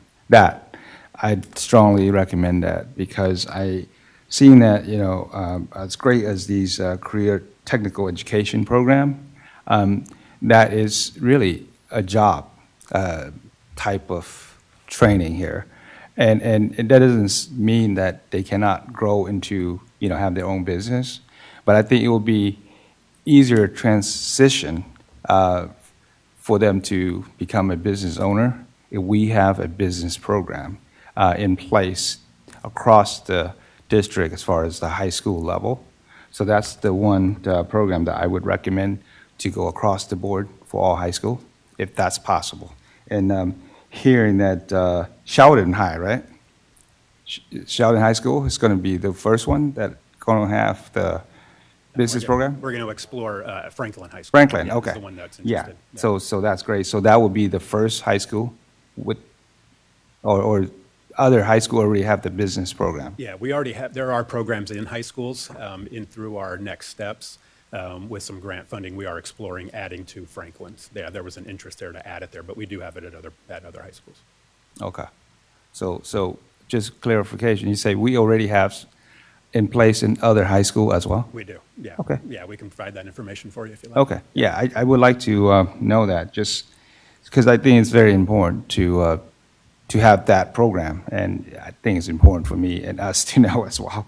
So, because it just, from the sense of appreciation, you know what I mean? Okay. So aside from that, I think that my question would be, how do we go about making sure that our kids are aware of these programs and the parents? Yeah, so that's part of the entire recruitment process, so videos such as these, and then spotlights of excellence, where we have some schools doing a little bit better job, but always exploring how we can reach all of our students through that course selection process. So parent information nights, going and doing class presentations to students, student tours of the program are highly effective, so students seeing what's available at their school and then being able to select those courses in 10th grade are all examples of that. Yeah. Okay, great. And another question I have is, I see equity in there. So I just want to make sure I heard it correctly. So GPA is part of the requirement, right? Or not anymore? Okay. No. Okay. So I think that we have spoke about that in the past, and I think you guys incorporate in there, which is great. I think that really provide that equity factor in there. Although we took that requirement out, I see the GPA across the board still really good. So that proves that, that item of GPA being taken out doesn't have a much factor into the requirement. So I'm happy to see that. As far as room for numbers of participants, are we working toward that, or what does that look like for the next, for the future? Are you talking about increasing enrollment in programs? Yeah. Some programs are at capacity and others do have room for student recruitment, so we're always looking to recruit from within our school first, students who reside in that area, or there's also opportunities through open enrollment, which we'll talk about in the next few months, but students who have the opportunity to apply for open enrollment and participate in programs that their school may not offer. Yeah, because I see the statistic about internship and other area. We have a lot of applicants, but looks like we have limited spots. So are we going to have more funding to help that? I believe they were through ESSER for the internship, so those will be determined, yeah. Yeah, okay. All right, well, yeah, I'm really, in supporting of this type of program. I think it definitely go hand in hand with what you guys are alluded to, career, life, and what is the next, one more thing? College, yeah. So I think it all go hand in hand, and I'm really pleased to see the statistics and the progress that we are making and striving to provide more opportunity for the kids. So thank you. Thank you. Ms. Albiani? I love seeing this. I'm a huge CTE fan, 4 kids that have gone through. There's a bit of a change, though, and I was wondering how that's going with a lot of the programs were shrunk from 4 to 3 years. So could you give me a short synopsis of what we're doing their freshman year? And part of my question, we're starting to introduce them in junior high, I know, and doing them regionally and getting people excited, which I think is a really good way to do it. So in that freshman year, are there clubs they can join to keep up what they're doing? How's that work? Because locally you could be in robotics, and then if you've got to pause, what's happening that freshman year, please? Yeah, great question. So actually we're piloting 2 different programs, one at Valley and one at, yeah, thank you. Better?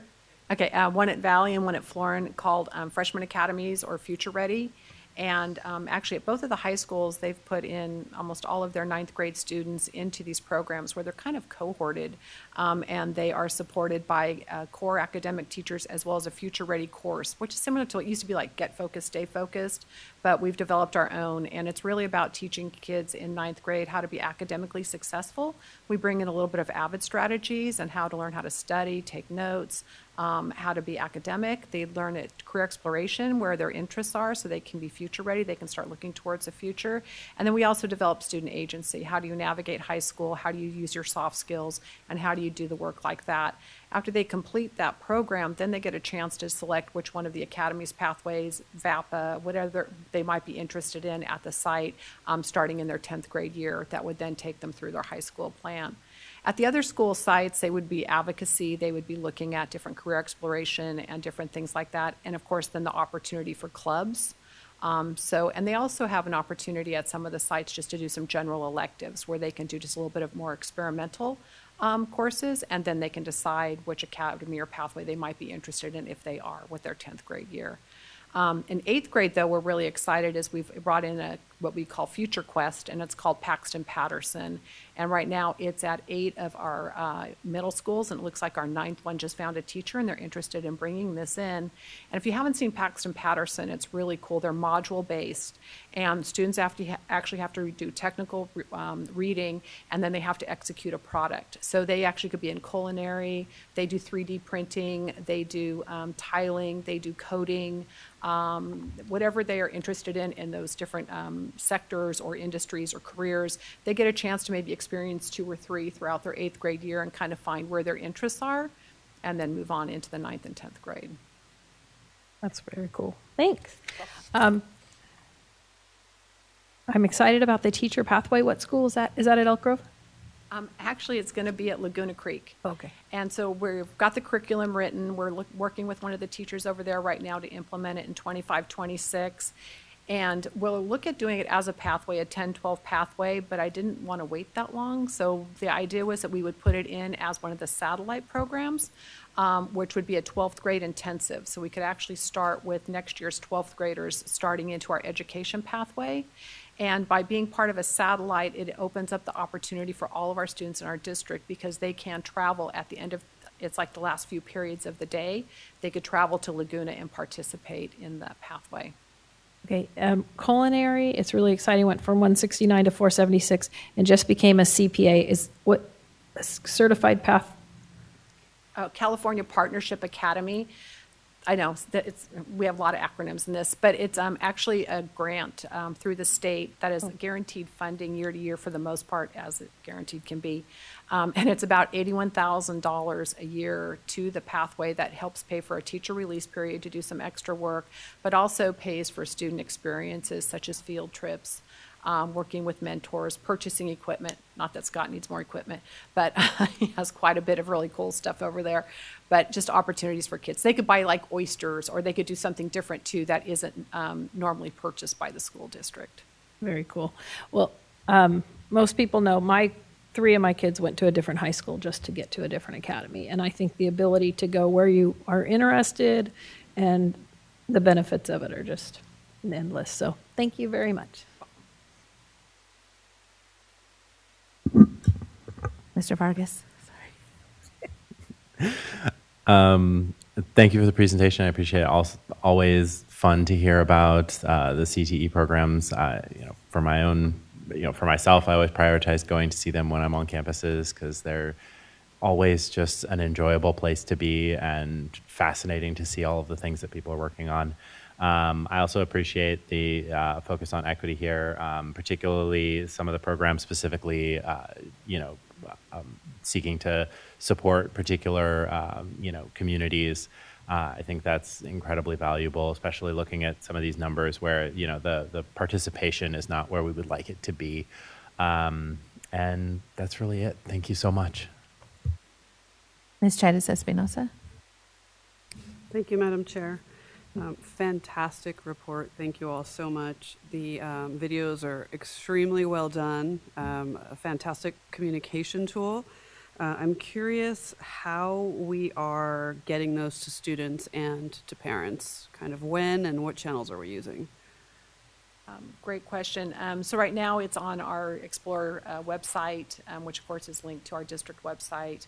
And Ms. Lavasser and I have been meaning to get together and have conversation about how we could actually start utilizing these tools. They're still pretty new, especially the one you just saw about CTE as a whole. And I think that'll be a great kickoff and definitely start developing what a communication and marketing outreach plan would be.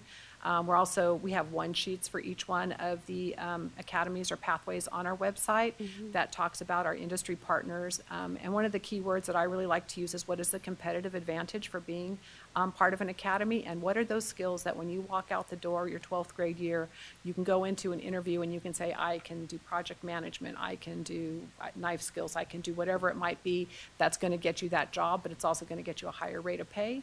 But it also prepared you to go to college. So it's not an or, it's an and. So we do have a lot of tools out there. We just need to work on how we're going to get them out.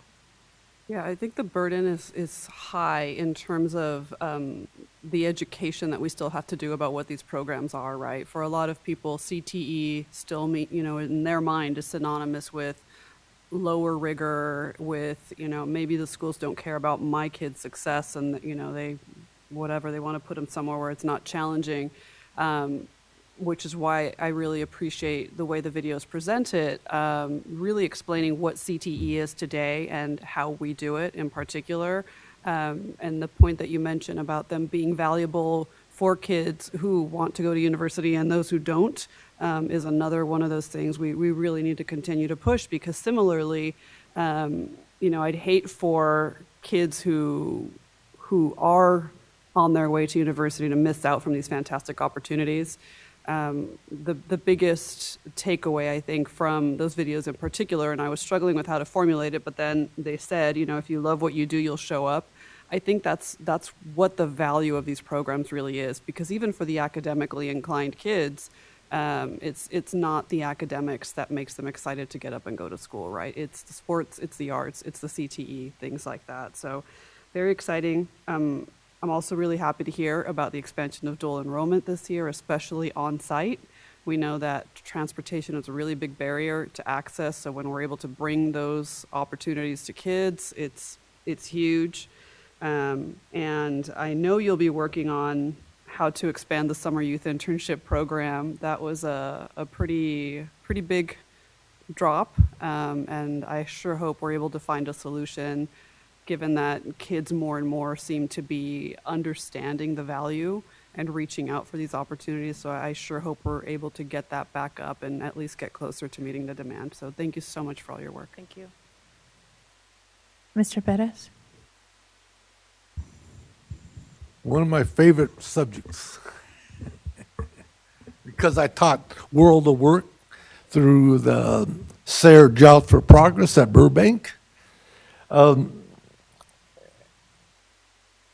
before we'll start here, I want to look at this particular data set right here. You have enhanced completers data, and then pathway students completion rate. Yeah, almost 2/3. Very good. but the other third, what happened there? Do we have any study on those individuals? No, we haven't done an actual study of that, but when you're looking at a 3-year sequence of courses, a couple things could happen. One, your master schedule might bog down a student actually completing. We might look at repeaters. Are students actually being successful in their other courses, and do they have to repeat to make sure they're A through G? Also, people translate, they move, so we still count them if they started as participants, and if they didn't make it to the completer, we would still count that as part of that 65%. So there are it's just data, it doesn't tell us the why. And the other one, so I know we have data. I'd like to see maybe add another column, is maybe early graduation. If they were in the pipeline program, they left as a junior or senior into the junior college career setting, or even maybe they have dropped out or went to a continuation school. So, and I know we have those at continuation schools, but yet that's not in this report. So that's one of my recommendations. Right, if they Yes. did follow a pathway at the continuation high school, so at Calvine and at Daler, we do have Daler, right. pathways, so they could be part of this data as well. Yes, exactly. So that's what I'm going to bring your attention that I'm not sure if my fellow board members know that at Daler and these other schools, they have very good exit programs over there, very similar to Laguna, in which Mr. Johnson, right? Correct. Oh, yes. He got me with that electrical shock machine. So anyway, that school and that career tech department, yes. When I went over there prior to COVID, I was introduced and told to go visit him, and I think I was set up with electrical shock. But anyway, you did mention that does he still do that solar oven projects? Yes, Uh-huh. he does the Which the is- batteries, right, the solar batteries, Uh-huh. yes, and he does ship them to third world countries. World, exactly. And that's a model program that should be emphasized. He has good publicity in that manner that he provides that service to the world. And it was very enlightening that he had that at the high school level, to have these students go to these geographical areas where they train people throughout the world. Yes. In that particular program. So anyway, big thing that I like is that, it's happening at a college, at our high schools throughout our district, and still expanding because, we're going to get some bond money soon, and, the facilities is a big issue regarding this particular vocational area setting in which students can go to. And so I was wondering, I like to see a introduction to career technical education, because I had that in the high school setting, in which I took, it's not an exam, it's like an inventory it's an Army inventory of your likes or dislikes, and it kind of matches you to various vocational careers. And so, I think students are not in tune what they like and not like, and they're not in tune even to where they're going in a career, going to an academic setting, college, or a vocational career. So I would like to see something like introduction to CTE, and also because of the fact that a lot of these students, they don't know how job etiquette. They don't know job responsibilities. They don't know a variety of skills within their career objective. And so I was wondering also, is there, within these vocations or these careers, is there a special classes for them, like vocational maths for engineers, computers, or vocabulary for these particular? I guess there is, because of the fact that when I went over there in this other place, you forgot to mention that these students stick together. So in our California Partnership Academies, they are in cohorts. So 10th, Right. 11th, and 12th. So 10th grade, they're with 3 core and CTE. 11th is 3 core and CTE. And Right. 12th is 1 core and CTE. Right, and so they stick together as a community of, Right. right. So I imagine they probably have that within their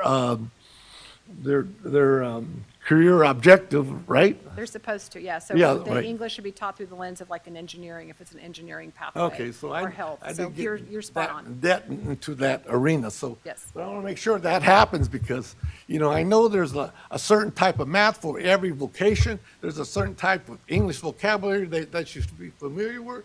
Anyway, another issue I have is that our students need to be computer literate, like in Microsoft Office. So we do. So that's our computer technology course that we have, where students are taught in Microsoft Office as well as Google, so they can go back and forth. Uh-huh. And actually, our students actually get college credit for taking that course as well. So, I like to see our students, because when they do a report, They do. Okay, good. And they're being certified and being like that, like bilingual literacy. So good.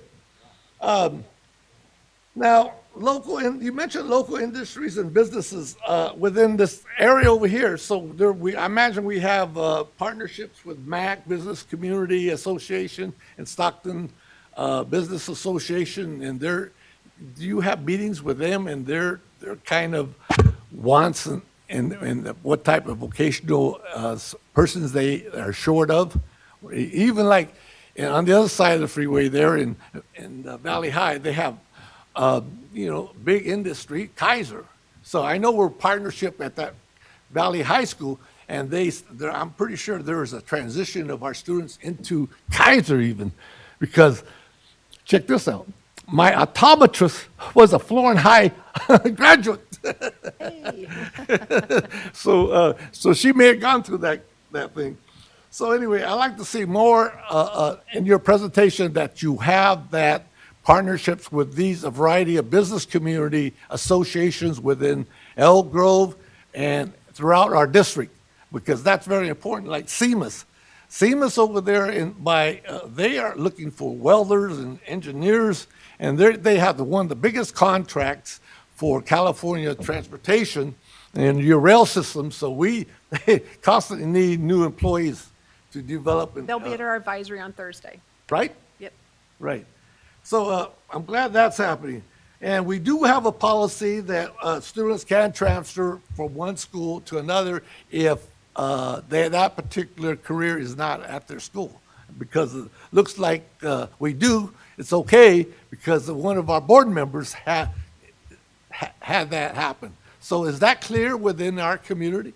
Yes, correct. It's an open enrollment process, and we'll begin that here in the next few weeks. Okay, good. But, do students know that, though? That's what I'm concerned about. Yeah, we are waiting for our CBEDS projections to come through. Then we'll work closely with facilities to get the projections for each of our school.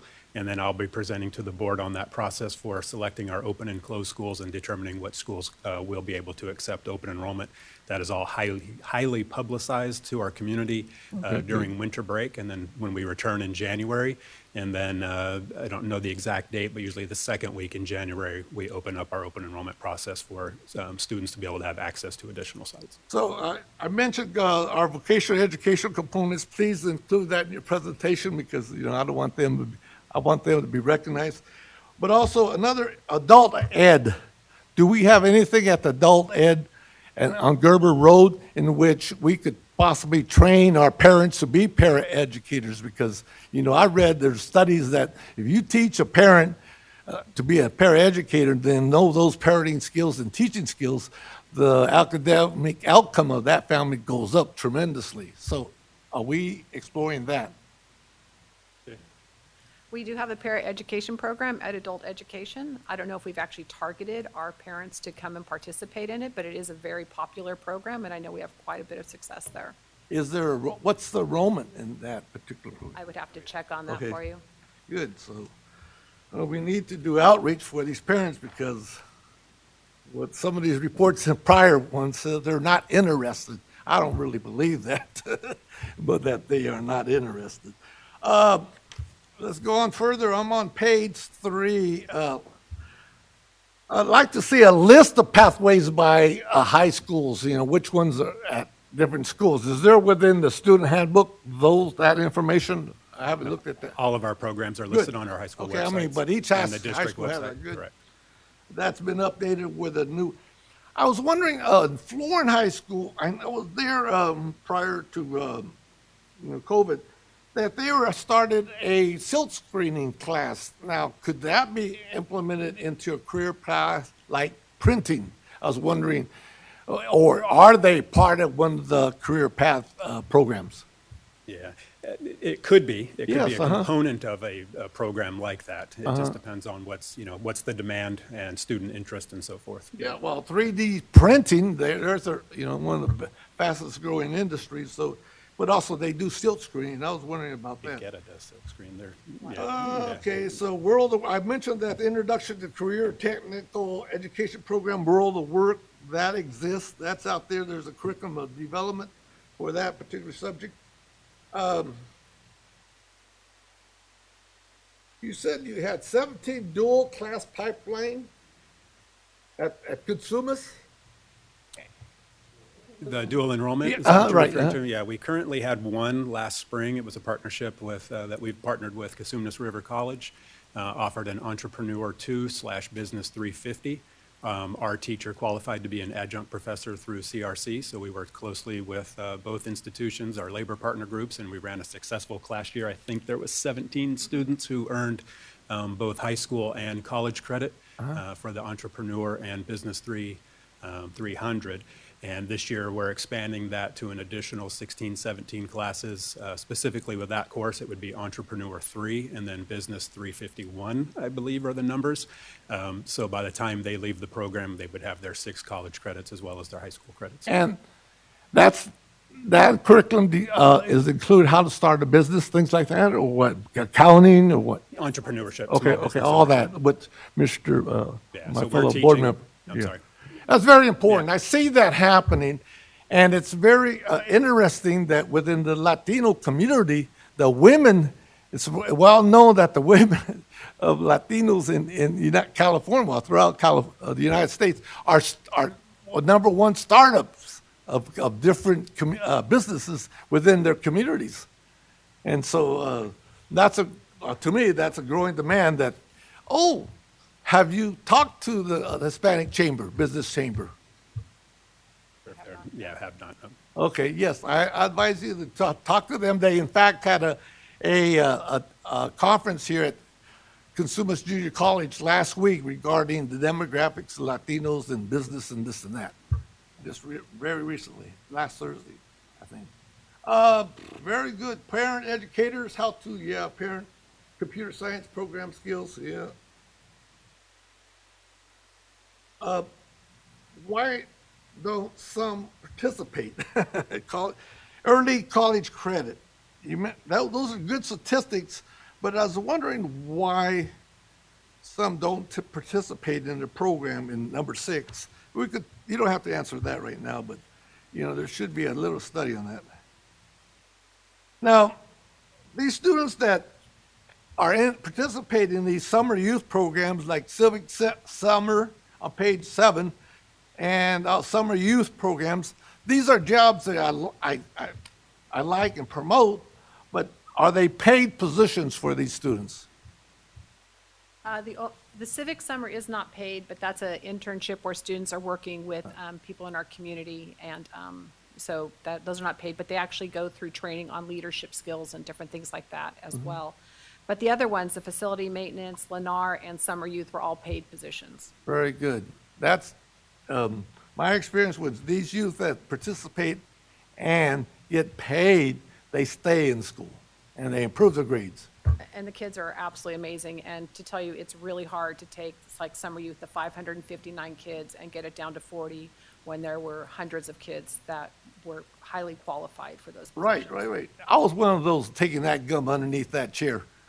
Tables in the summer, so I know the significance and importance of that, and of those type of jobs. But also, I was placed in the summer camp up there in the Sierras, which was terrific. So anyway, so, okay, I think that's about it. You're doing a terrific, good job. Keep up the good work. Get more participants. Get those students paid because, that's why they go to these other fast food places. There's paid jobs. That's where I think you're going to probably compete with not fulfilling or going through this particular graduation rates. These kids are in hard need of get paying jobs. So please keep up the good work. Thank you.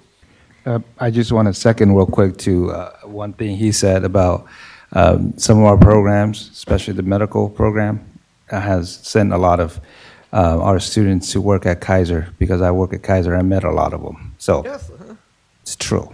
Yes. All right. I enjoy that, seeing them there. Okay. Thank you so much for the presentation. As Sue knows, this is where my work world and my board duties collide, and dual enrollment is a big part of what I do. So, and then having my son also be in a pathway. So this is kind of all meshing together in a great way. So I wanted to ask, you did talk about that there is a survey that is done by the students to gauge their interest in new pathways. And so I just wanted to know, is that done on a regular basis, or is it done as we're finding space? Because I know trying to start a new program means that we have to kind of lose another program. We don't have room just to keep adding more and more programs. So do you wait until you start to see some decline in enrollment in one and then gauge, or is it an annual survey of interest? It's a little bit of both, but generally if one starts to decline, we determine what the student's interest would be by a survey. As we start to see, as I would run my program, I had partnership academies and pathways at the high school I was principal of. So as students are doing their course selection process, and if they're not selecting a certain pathway, then you would begin the process of surveying the students and families to see what they would be interested in if you wanted to, minimize or exclude one pathway and then begin another one. Okay, that's great. And then the course selection, I know that as a parent, I became more aware as my student was going from 8th grade into 9th grade and receiving the videos and the one-pagers as we were trying to determine what that course selection was going to look like transitioning from middle school to high school. And so I think I appreciate the work that is done in educating parents and families in that manner. But I do think that, just an overall awareness in the community, just because these programs are outstanding. When we look at, I think, what used to be CTE and kind of what it is now, and how we are ensuring that it is both geared for high-level career, so high wage earners, as well as that college and university path. And I think that that education still needs to happen with parents and families. But I do know that there's a lot of work that goes into educating students and families in that transition from 8th grade to 9th grade. So, but yeah, it's outstanding work, and I'm excited about expanding the dual enrollment. I know that the governor wants every high school student to graduate with 12 units completed. So, that's a big task, which also costs money. So, excited to see where we go from here. So thank you very much. All right, thank you.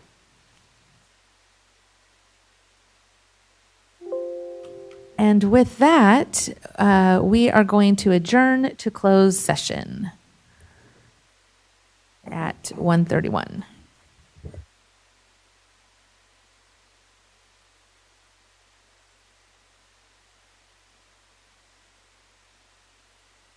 We will meet in closed session to,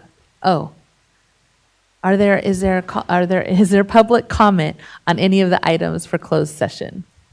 Madam President, there are no blue cards on this item. All right, I would then like to close public comment, and now we will recess to closed session at 1:31.